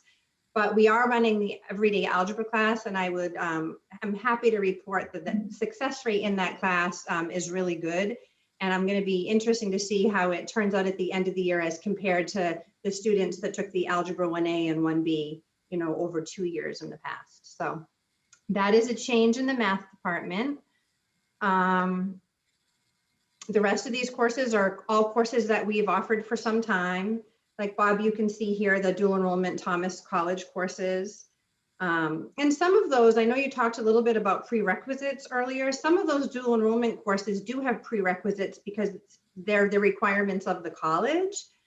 Yeah, I tried to go to Thomas College and they don't have their course catalog posted unless you're enrolled in a program. So, you know, And so when those courses were, when we first became a school with Thomas, a dual enrollment school, those courses were all vetted and those requirements and description, we worked together with Thomas on that. As far as geometry, I know that was one of your comments earlier, being a requirement for some of these other classes. The senior math class, for example, has the Algebra 1 geometry or teacher guidance recommendation because that's what they build upon. So students might take Algebra 1 geometry and then a senior math. So they can't just take senior math without some prior knowledge. But I can have a student take pre-algebra, Algebra 1, Algebra 2, and never take geometry. Geometry is not a specific requirement. We require 3 credits in math. And so students can really mix it, and it really depends on where they begin with us. You know, what do they come in taking, and then it builds upon that. So no other changes in the math department.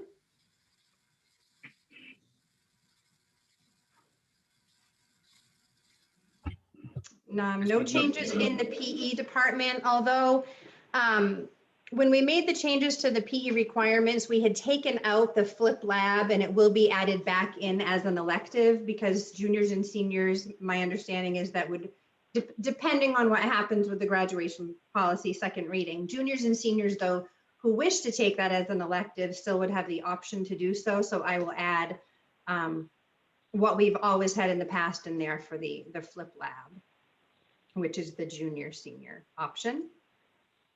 Science department, really those first few courses we've had for some time. We used to call it freshman science. We changed the title to investigations in science, but the meat of the course is still the same. The science tech class we've had for some time. So really, if we scroll down a bit more is where you'll see a few more electives.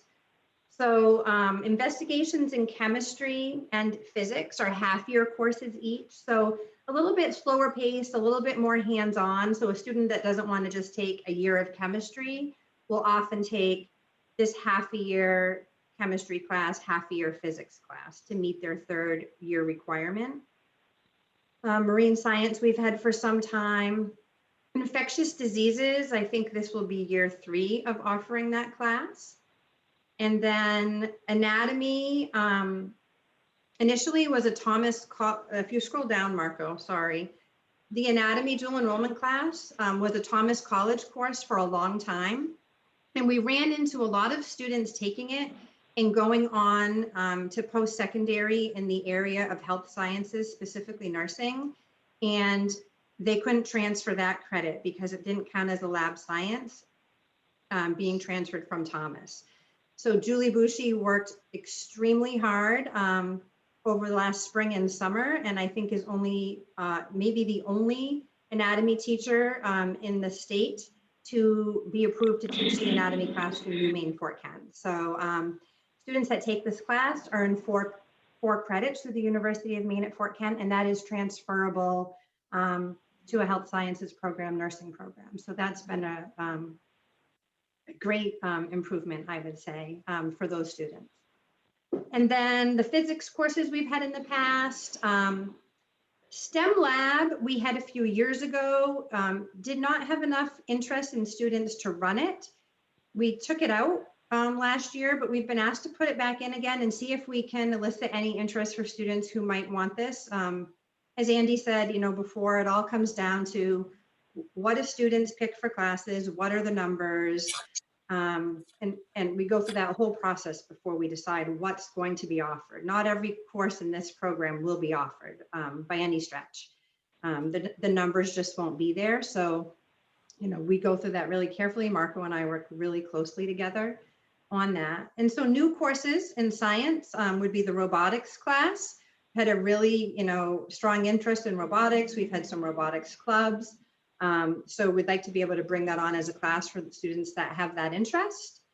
That would be open to grades 9 through 12 as an elective. And then electricity and magnetism and forces in motion, offered as a half a credit each for students, again, who want to take an elective class that's a semester long in the science field. So those are new courses that are proposed in science.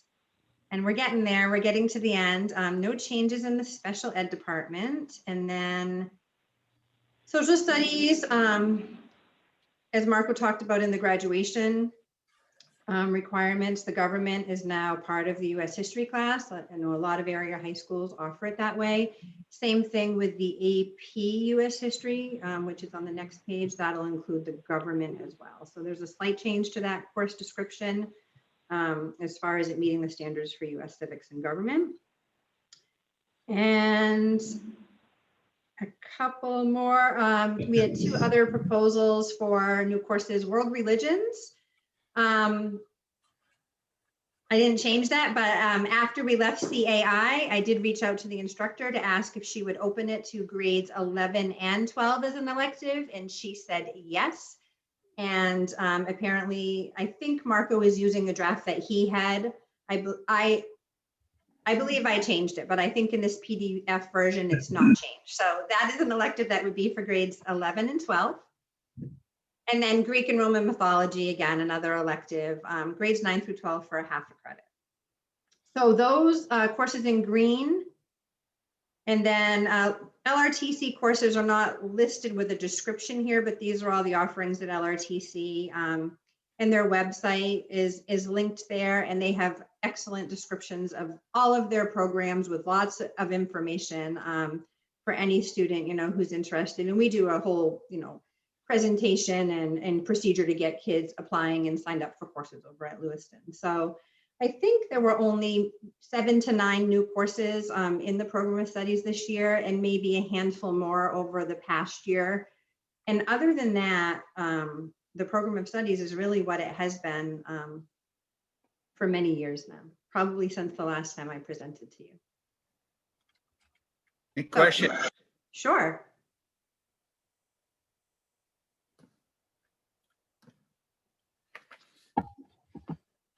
So if we go up to page probably 7 or 8, Here, I'll it's get the it. pathway to learning college credits. Yeah, just a second, Bob. We'll get that back up there. All right. Mm-hmm. So we have the section on early college courses and Academy E,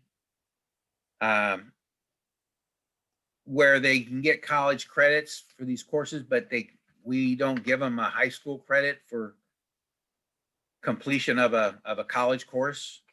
I'm kind of pondering why they can't get a high school credit, even if it's an elective, for a college level course. Sure, I'm happy to speak to that. So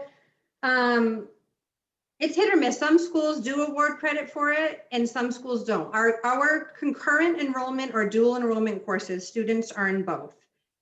I had the experience several years ago where I had 2 students who had taken over 20 early college classes throughout their sophomore, junior, senior year. And I'm not going to tell you where they went because I think they'll be identifiable if I do that. But they went to a college out of state who called me and said, these students are seeking to transfer in all of these credits. Did they receive high school credit for any of these courses? And I said, no, they didn't. You know, they're not on their high school transcript. I send their college transcript separately. And they said, good, because if they had, we wouldn't count them and we wouldn't transfer them. And that's the basis that I've worked from since then. Because there are some colleges that will not take it. And if a student has spent time, money on fees and books, because years ago they had to pay for their own fees and books, I would hate for that not to be transferred someplace else because I counted it for Oak Hill High School. So when I write a letter of recommendation, when I send supporting documents on for students, I'll mention that they took early college coursework. I'll send the transcript if I have a copy of it. I'll have the student send it. But that's the basis upon which we've worked. And in my mind, it has benefited students. And I haven't run into the opposite where us not putting it onto the transcript has harmed a student. So that's my answer. Okay, I don't want to, I guess I don't want to harm him, but I also, I suppose if the student, I would think if a student wanted to go and take a class, a college class, if they were to come to us and say, can I get this to count as one of mine, so I'm not having to take 6 courses at the high school and I want to take this course at the college, can I take that as an elective? I would hope maybe we could look at that and review that as a possibility. Because there might be some students that want to graduate early. Sure. And they can pick up that extra credit or 2 by taking the college courses, and do it on their own time. So Jen, I see your hand up. And Bob, and before maybe Jen, and I think on an individual basis, that makes a lot of sense.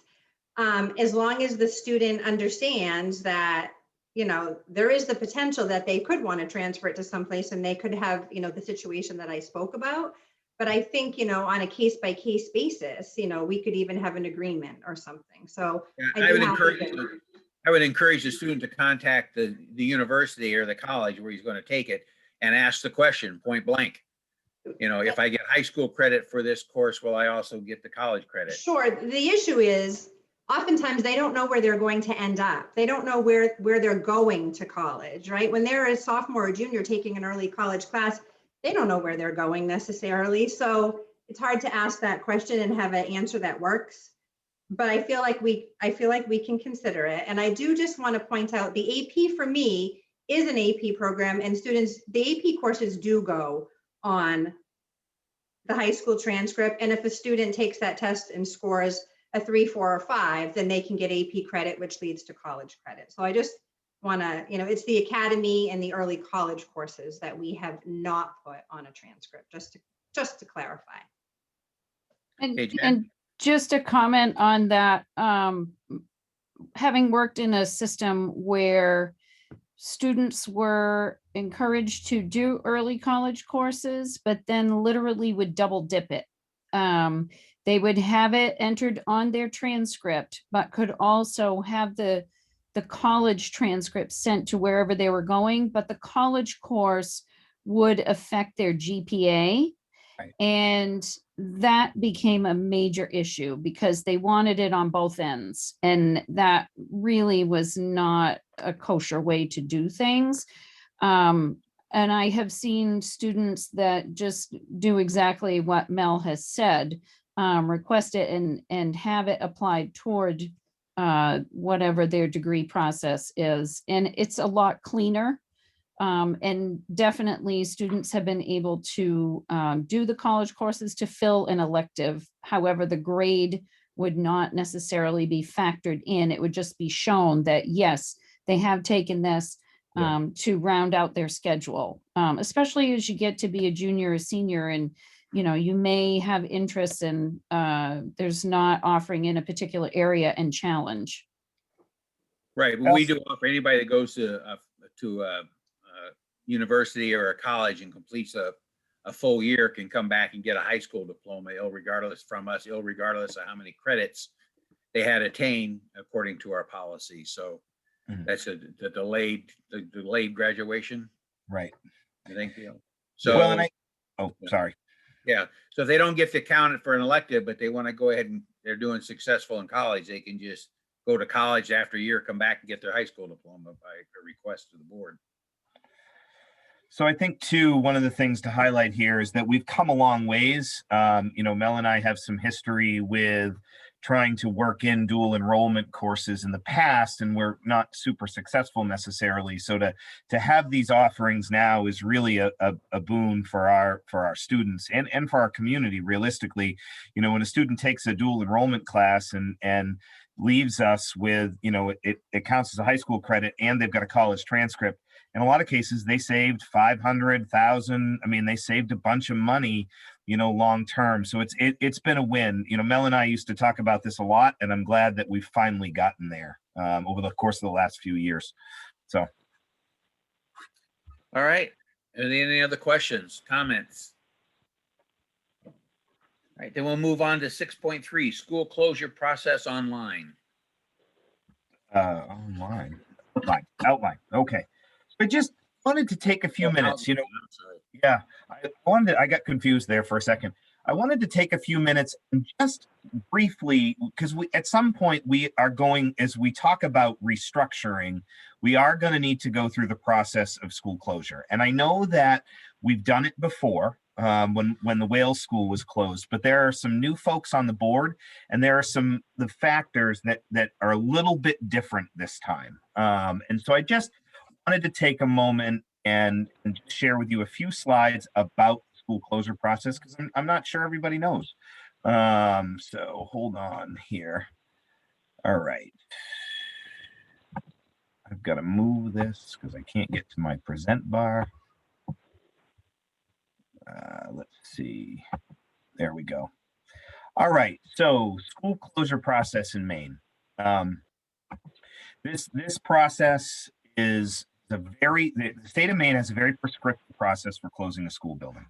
And I think, I've poured through 20A over the course of the last few months, trying to make sure I was very clear about how this works. And actually, Scott and I spent some time last year meeting with some other school districts. It's really school district specific, depending on whether you're an RSU, an AOS, whether you're closing elementary schools or closing secondary schools. But for our purposes, I thought I'd just take a few moments. So in 20A, there are 3 reasons an RSU can close a school building. One, the building is being replaced by a new building through a state-approved construction project. So for instance, Auburn right now will be building a new Edward Little High School. They can close Edward Little High School because they have a state-approved construction project that the state is paying for.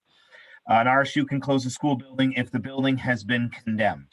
And so, let's say a government agency comes in and says the building is not fit for inhabitants. You can close. There's a process for closing through that process.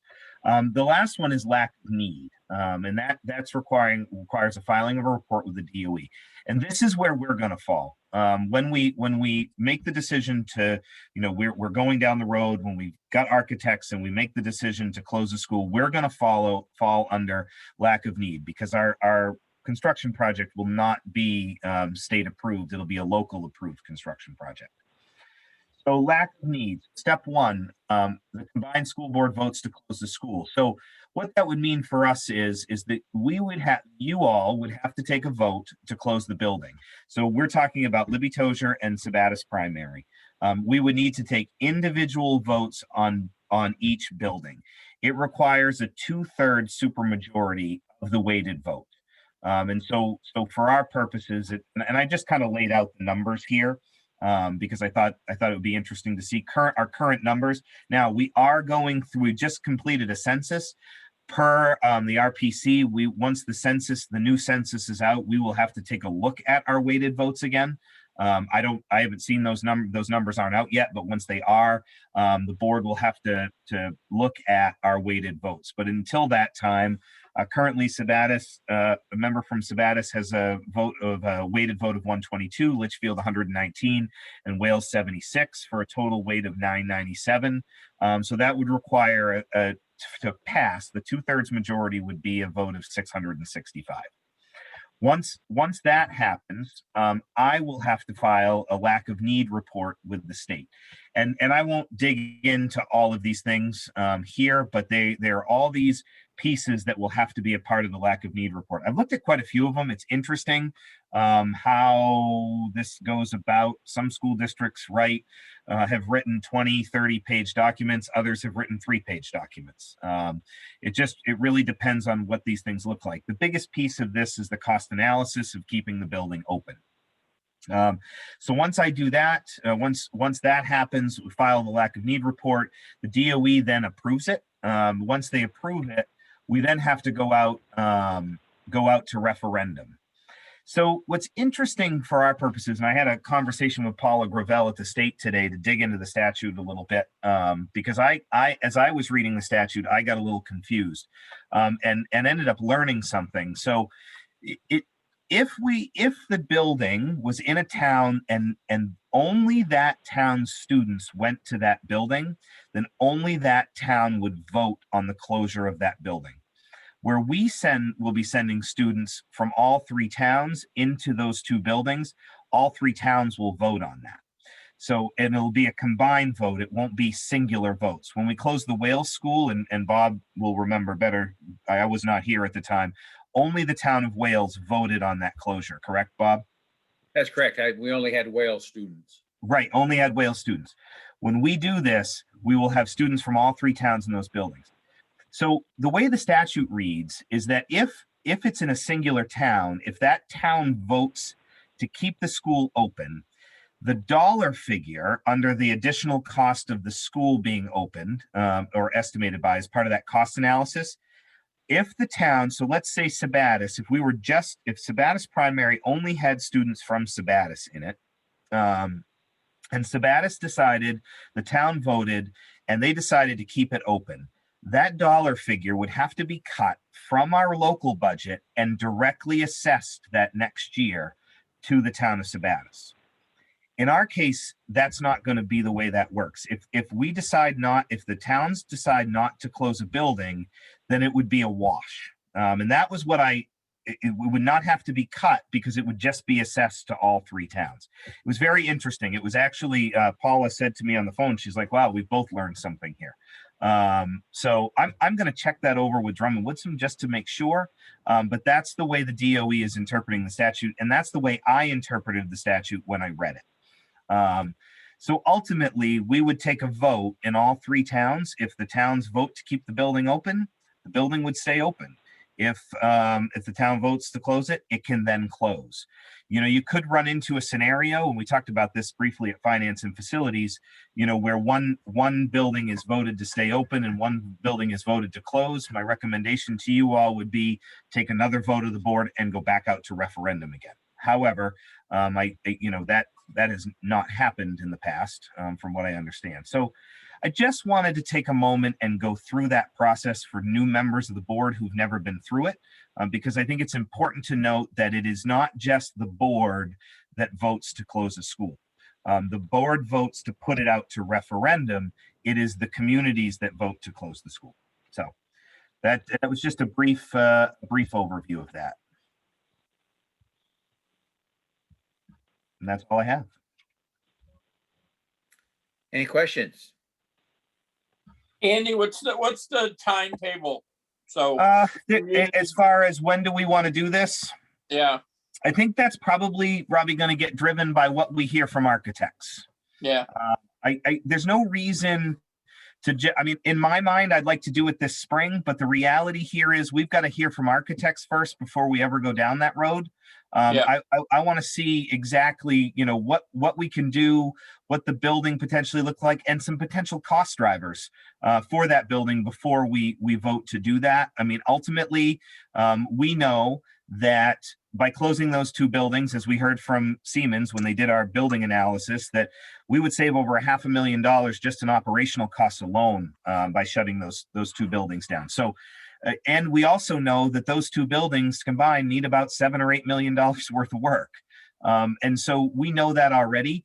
Time-wise, there's a process here. So we've got to vote to close the building at the board level.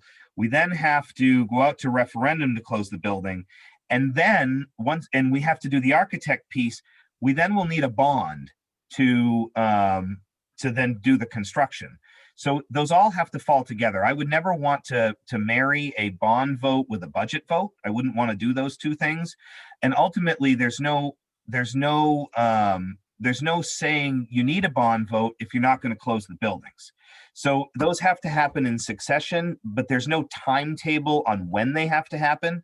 I mean, we could take a vote this spring to close the buildings, and then it take 1.5 years before, or 2 years before we ever get there. Right. So I think as we get further into our processes with the architects, I think that will drive the timeline for sure. Okay. Obviously, too, we have to think about the bond cycle. We can't even, the bond cycle doesn't open back up. Scott knows this a little better than I do, but until next fall, we'd have to go out. That'd be the earliest at this point that we could go out to referendum for a bond. I think really what's going to drive it is the architectural work. Once we have the architecture firm in place and giving us some ideas and presenting to the full board, then we make the decision to close those buildings and we move that process forward. Well, I'm just thinking time-wise, because as things open up, construction start to boom.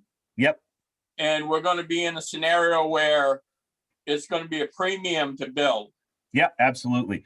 Well, and it is, honestly, it's a premium to build right at the moment. With the cost of building materials right at the moment. I mean, just plywood alone has, doubled over the course of the last 6-8 months.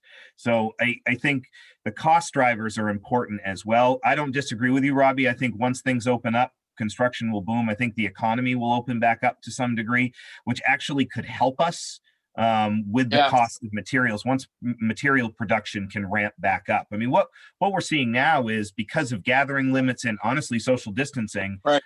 Your factories can't turn out things the same way that they were before. So I think a lot of this is going to have to drive with the architects. Once we do that, I mean, it's a pretty simple process to some degree for the board's portion. And then starting that lack of need report's a pretty quick turnaround. Scott and I have already started talking about that and drafting some things. So we can turn that around pretty quick, but it's really going to hinge on the architectural firm and things like that for sure. Yep. Where would this school be built?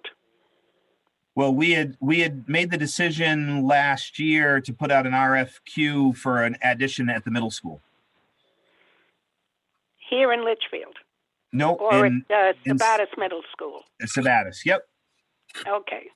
Yeah, the board discussed that and voted that was the place to go, or the consensus the place to go, because it has a city water and sewage, and it was designed to have a building put on the side of it and connected, so everything is there. I just wanted to make sure we were still doing that. Yes. Yeah, that is still the course of action. Okay, thank you. Any other questions? So does both Libby Tozier and Sabattis Primary have students from all 3 towns? Yeah, well, they do right now, and they will next year with our reorganization plan. Okay, I didn't know, because at one point I thought Sabattis Primary was basically Wales and Sabattis. And it is. Well, it is for the most part. Right now, yes, I would agree with you on that. It's mostly Wales and Sabattis, but Libby Tozier currently has students from all 3 towns. Yeah, okay. Yep. All right. There are no other questions, and we will move on to the February 22, 2021 CPT meeting update. So the collaborative planning team, which we've talked about many times, and Bob is a member of that team as the representative from the board, meets, and we've been meeting almost, I would say probably once a month to review things related to COVID. So we met on Monday, and I'll turn it over to Kathy for an update from that meeting. Yeah, so I know the Friday before vacation, the color coding system had turned Androscoggin to green, and I think I got many parent questions about opening back up full in person. So there was just that misnomer, I think, about the color coding system and what did that indicate. So we are still held to the 6 safety guidelines for our reopening. So if you remember at the beginning of the year, we were still in green and we could only do a hybrid model. At this point, we were told, I think probably a week and a half ago with the commissioner, that they were going to reconvene the committee that originally made those reopening recommendations to kind of review those 6 safety guidelines. I was told this morning that it feels like a long day, that they are probably not going to reconvene the committee at this point, and if they did, they have no plans on doing any updates soon. And part of that is they feel what we're doing right now is working. And they keep saying that the community transmission is happening in the communities, but it's not happening in the schools, and to continue to keep the course. And I think that's really important lens when we met as a CPT team to make some of those determinations that what we're doing is working. So we did discuss a few topics. Each time, I say it's truly a team effort between administrators, nurses, myself, going to different meetings that we meet with other districts. And I have a meeting with the DOE and the CDC once a week to kind of go over all of these updates. And we continue to bring anything that is new to the CPT team to kind of talk about it and see how it would work for RSU 4. For example, there has been some ask for, specifically for like unified arts to kind of change the instructional model, and looking at recommendations from the CDC and in really figuring out what is the impact of student instruction model. We are going to keep the course on how we're doing our instruction for our unified arts at this time. Another change in the beginning of December, there was an article that came out kind of debunking the gaiter question. So as to wear gaiters or not to wear gaiters was the question. And probably around Christmas, we started to notice that the CDC changed their icon on their website on gaiters. Originally, the gaiters had an icon right next to face shields with a big red X on it. And right around Christmas time after that article, they changed the category to label it special considerations. And they did label that gaiters were possibly acceptable if they were 2-ply. The conversation at CPT team is, would we allow gaiters in RSU 4? And the decision at this point was that we wouldn't. And there were many reasons why. Right now at sports teams, they can't wear gaiters. We really don't want to become the mass police. We don't have time and energy to make sure that they are truly 2-ply, because at the very beginning, gaiters were only 1-ply. And we just felt at this time, until the CDC really makes it an acceptable mass in that category, we really feel that since it's still under special considerations, that we will keep gaiters as not acceptable at this point in RSU 4. The other topic that has been getting some traction in the news and also in our DOE newsroom is testing and having schools become a testing site. In looking at our RSU 4 capacity with our nursing staff, we just don't have the capacity to take on testing. In addition, our nurses did a nice job of kind of explaining the purpose of testing and really where the effectiveness is. Ultimately, if students are showing symptoms, that's where testing is effective. But we really don't want to encourage sick staff or sick students to come to RSU 4 schools to get tested. So we are going to, at this point, still encourage anyone that needs a test to go to the testing sites that are available in our counties. And the last topic, which is a part of the extended day, which is 6.5, so I won't talk about, Andy will continue, but that was pretty much the 5 topics that we discussed at CPT. So I'll mention the CPT makes recommendations to the board if it's a board policy. Most of these things or all these things that we have in place have all been approved by the board last August or even prior to. So there's no recommendations for any changes to those things. Testing obviously was not something that was up. The nurses felt strongly not to do testing and have to be taxed with that. And that's who would lay it on, and they're already pretty busy. So, and the gaiters was not, well, used to be prohibited. And like Kathy said, is we don't want to go there because most gators that are out there are the ones people have had for a while. They're single ply. They were never designed to provide a function against transmitted viruses. And we don't want to have to check everybody's gator that wears one to see if it's 2-ply or not. So until they become acceptable by the CDC and DOE, then we'll just stay with the masks. The students are used to them. And it just keeps it the way it's been going on. So if there's any other questions for Kathy on the CPT meeting besides the extension of the day, which is the next object or the next item, speak up. Okay, seeing none, we'll move to 6.5. To approve a motion to change the length of the student day, Monday, Tuesday, Thursday, Friday, effective March 15th, 2021. Have a motion, please. So moved. Second. Moved and seconded. Now we'll go in discussion. This probably should have had a time period of the extension. Yeah, it probably should. I probably should have put a time period. And So let when me we get there, we'll have to amend it to put that in. Yep. Move to shorten it by a specific time period. So yeah, definitely. So basically, if you remember correctly, back in August, when we presented our reopening school plan, we shortened the day by about 45 minutes to an hour across the district. We did that for many different reasons. At the time, we weren't sure about cleaning capacity, things like that. As we've moved forward, we've gotten really good at the things that we do. We had a long discussion at the CPT team about how we could leverage more instructional time. How could we do this? You know, ultimately, I think it's really important, and I'll be sending a letter out soon to understand that if it were up to me, I would love to have us all back in full time. I really would. I've been saying it. I've got 4 kids of my own. I'd love to have everybody back in full time, but until the physical distancing requirements have been relaxed, we just don't have the space. We looked at it. Our administrators, our operational staff have done a fabulous job of trying to figure out how to create more space. We just don't have it.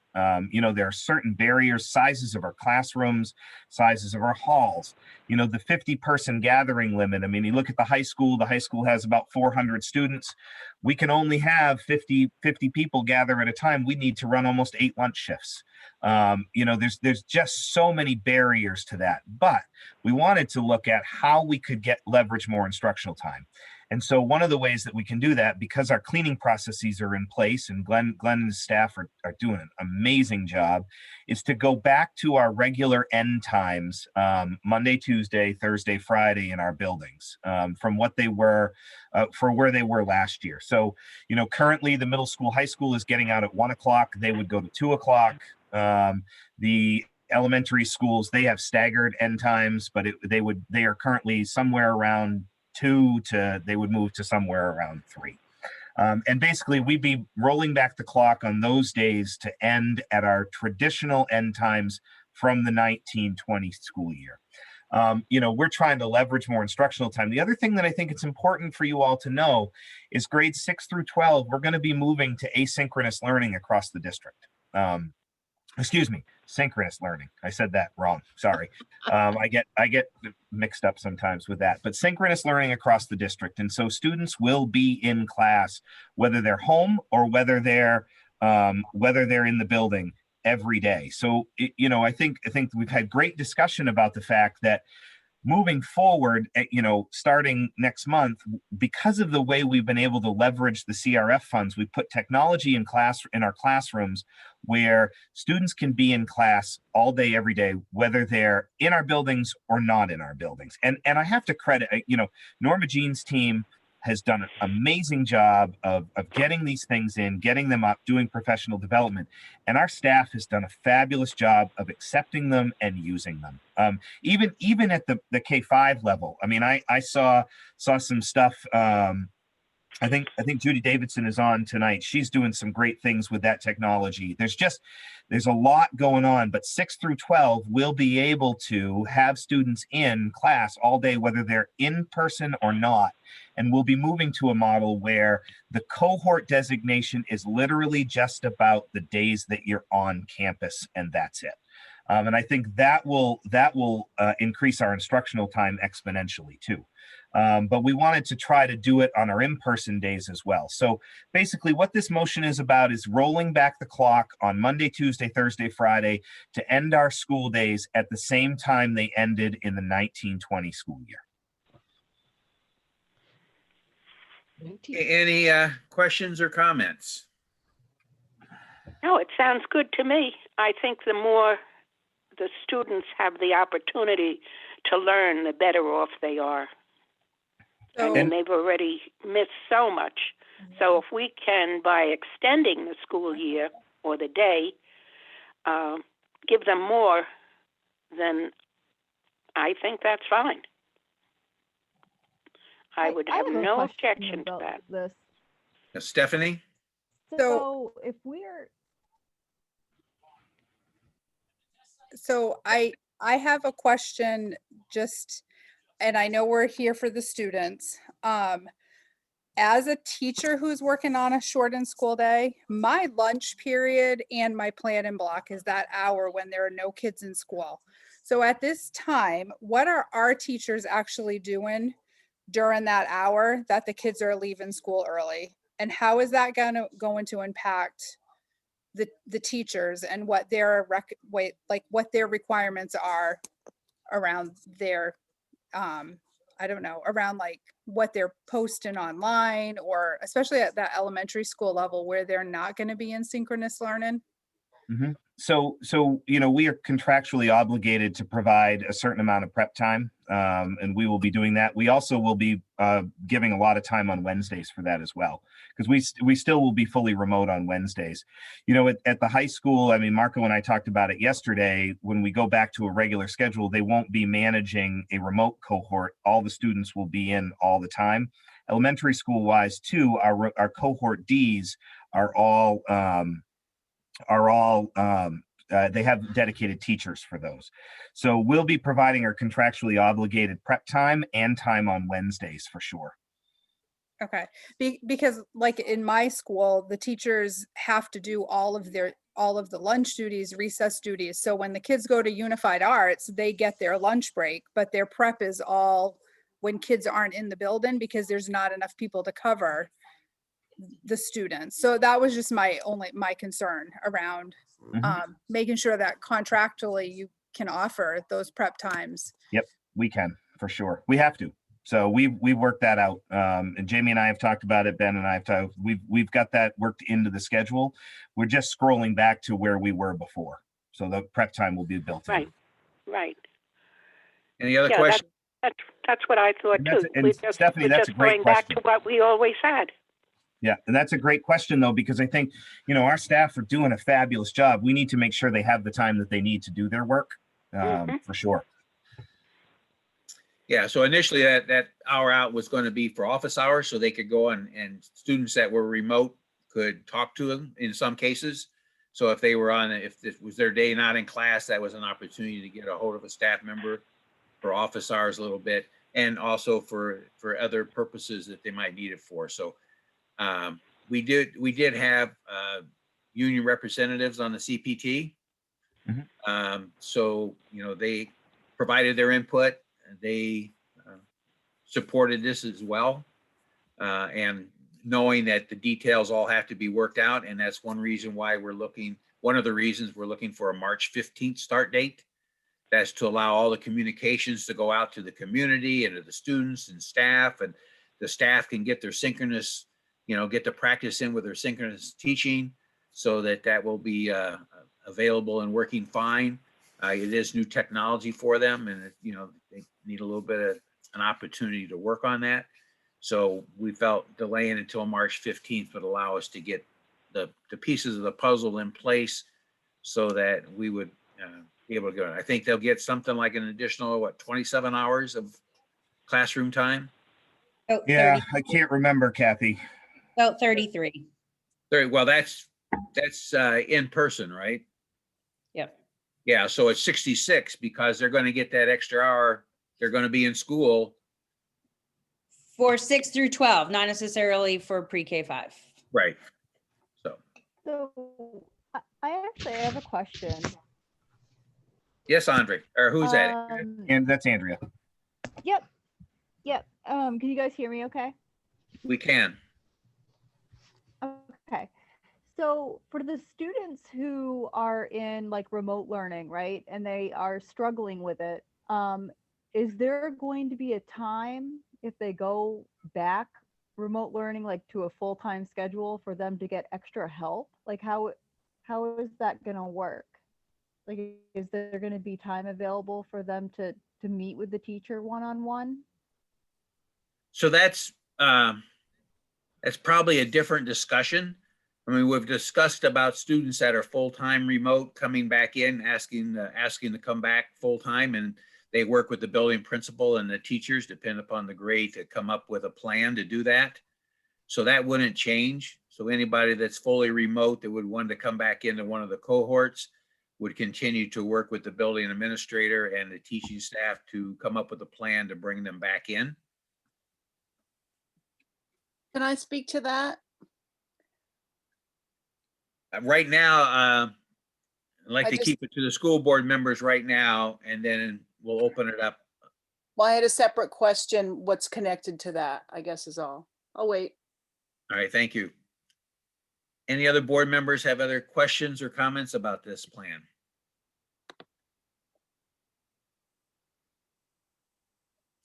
Okay, so at this time, we'll do like we did on the comments from the floor. We will open up the chat where you can chat and let the superintendent know you'd like to speak, or you can raise your hand and the superintendent can recognize people. Again, the discussion is on this particular item, and we are interested in your opinion, not only on this, but on most things, but right now we'd like it on this particular motion. All right, so we do have a hand up. Mrs. Davidson has a hand up. Yes, thank you. So for PK to 5, that's not going to be synchronous. Even though some of us have used the equipment, it's very difficult at this age group to think about how that would work. Many, if not most teachers, meet privately with students during that last hour of the day, I think, which is what Andrea was talking about.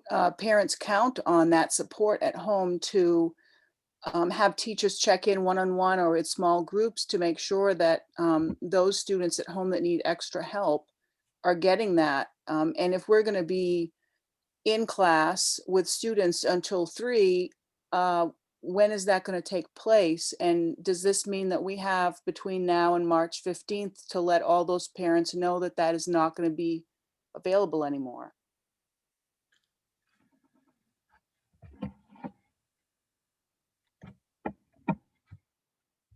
Okay, that is something that will have to be considered.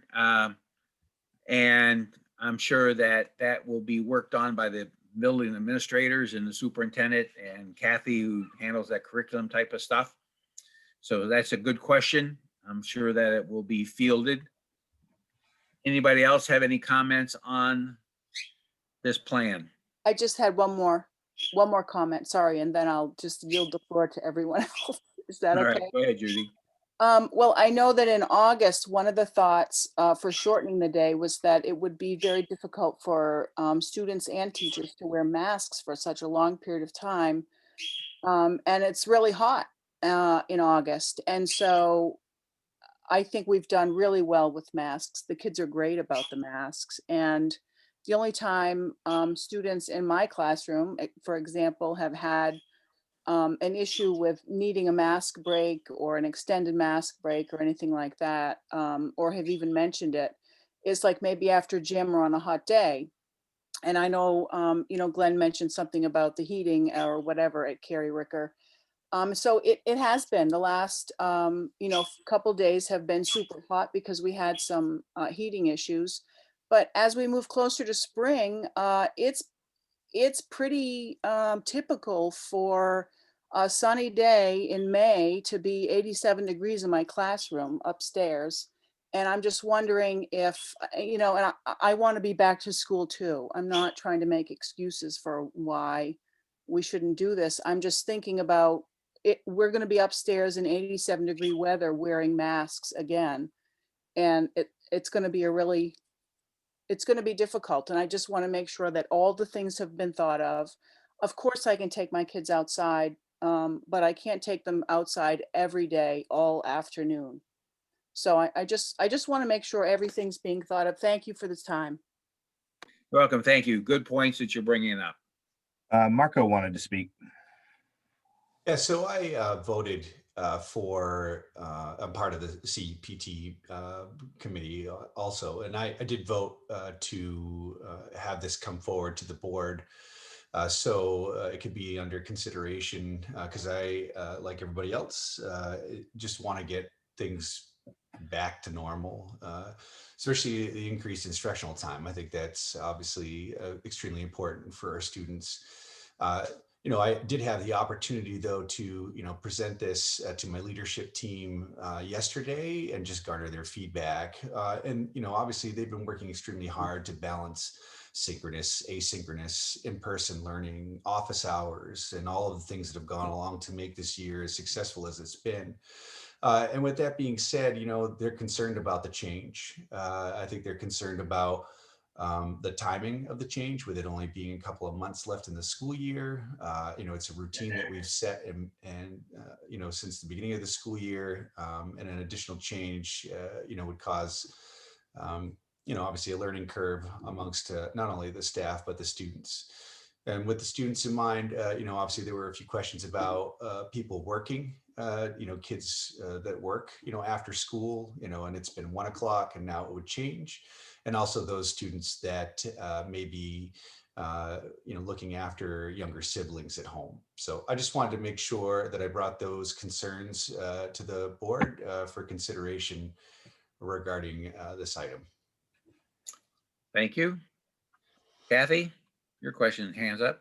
I just wanted to make a comment that I know that this proposal is what was voted on by the CPT, but I think it's important for everyone on the call and for the record that we did review a lot of scenarios of how to increase instructional time, just like other districts are, including the Wednesdays to, we had a variety of things that we looked at to do to figure out, and this had the least impact in terms of change, but the most impact for students. And so I think that's always been our lens, is how do we impact and make the best change for our students going forward. So I know that this is difficult, but I think it's important to note that we did look at other options, and this seemed to be the best one from the CPT team.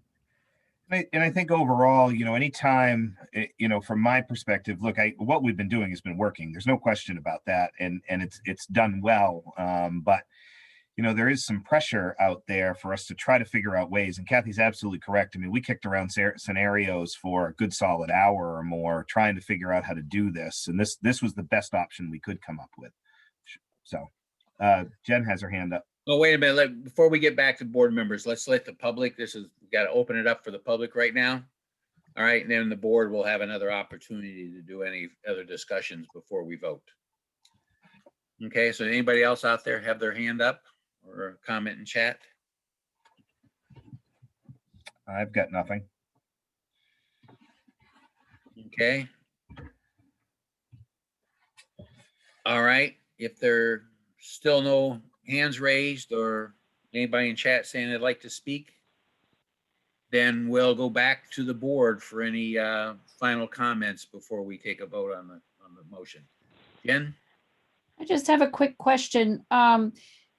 Is cohort D for grades 6 through 12, are they part of this synchronous learning that will be taking place? Say that again, Jen.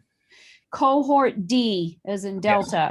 Yes. Are they part of the synchronous learning now also? Yes. Yep. Okay. Okay. Yes, we actually started it with them. Yep. Okay. I have a question. Yes, I Joan. heard some comments about the timing of this change. And would that have negative implications if the timing is done in the month of March when school will be ending soon? Well, if you are worried about it change in March because the school's going to end, then we just leave it the way it is through the rest of the semester. But I believe we have an opportunity to add more time. I'm not sure that it adds any greater risk to do it in March than it would do it in April or May. Okay. I was wondering about the impact. It takes a while to change anything. So to go from where we are now and go back and extend 45 minutes, I was just wondering about the impact and how quickly that could change. Well, I think one of the things we tried to do, Joan, was give it some lead time. I mean, originally, we had said we wouldn't bring this to the board until the next meeting, but we needed some lead time. If we're going to do this, there's some planning that has to happen at the building levels. There's also some planning for families as well. We're looking at, especially K-5, we're looking at an entire trimester, which is a long time.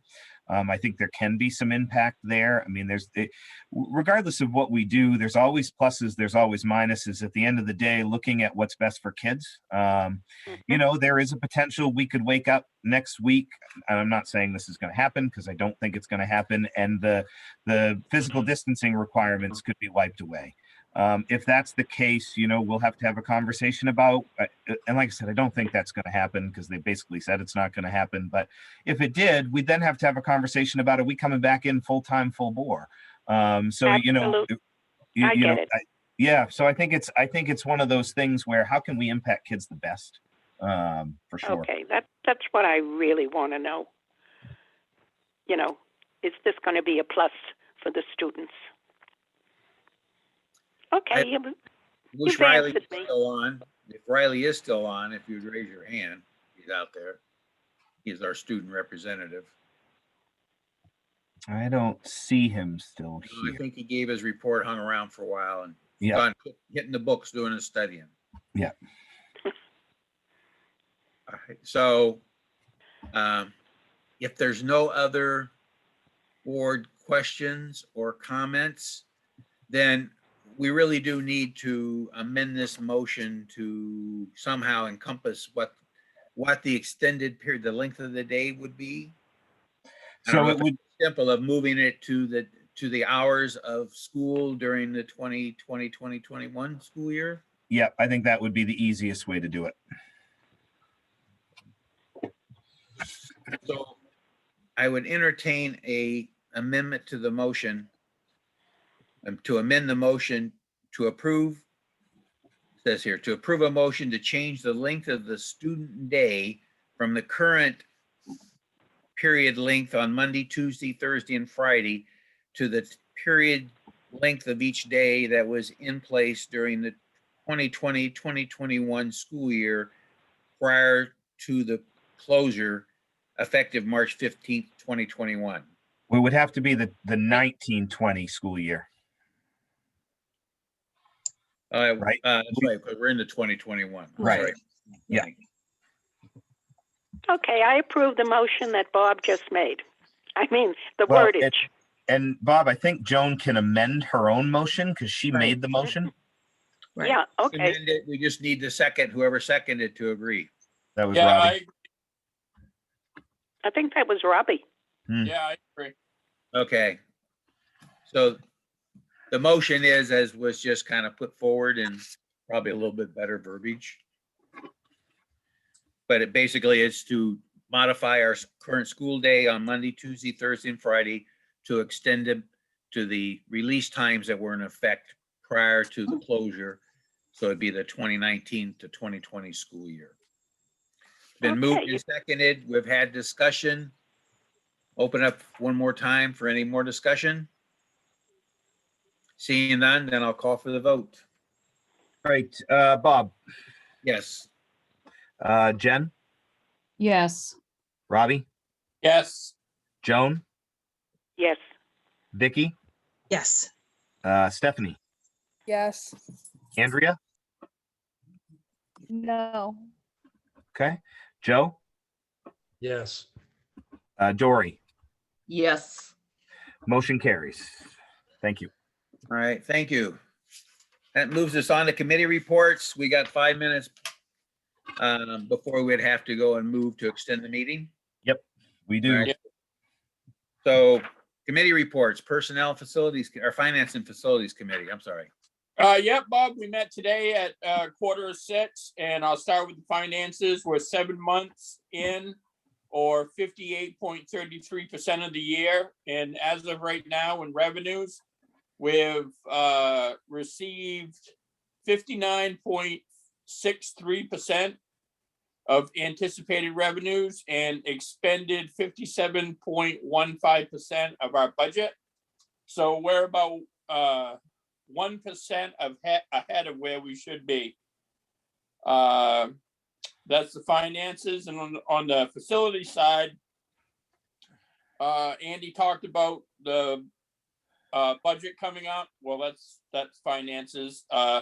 But Glenn also talked about in his report the water damage at Oak Hill.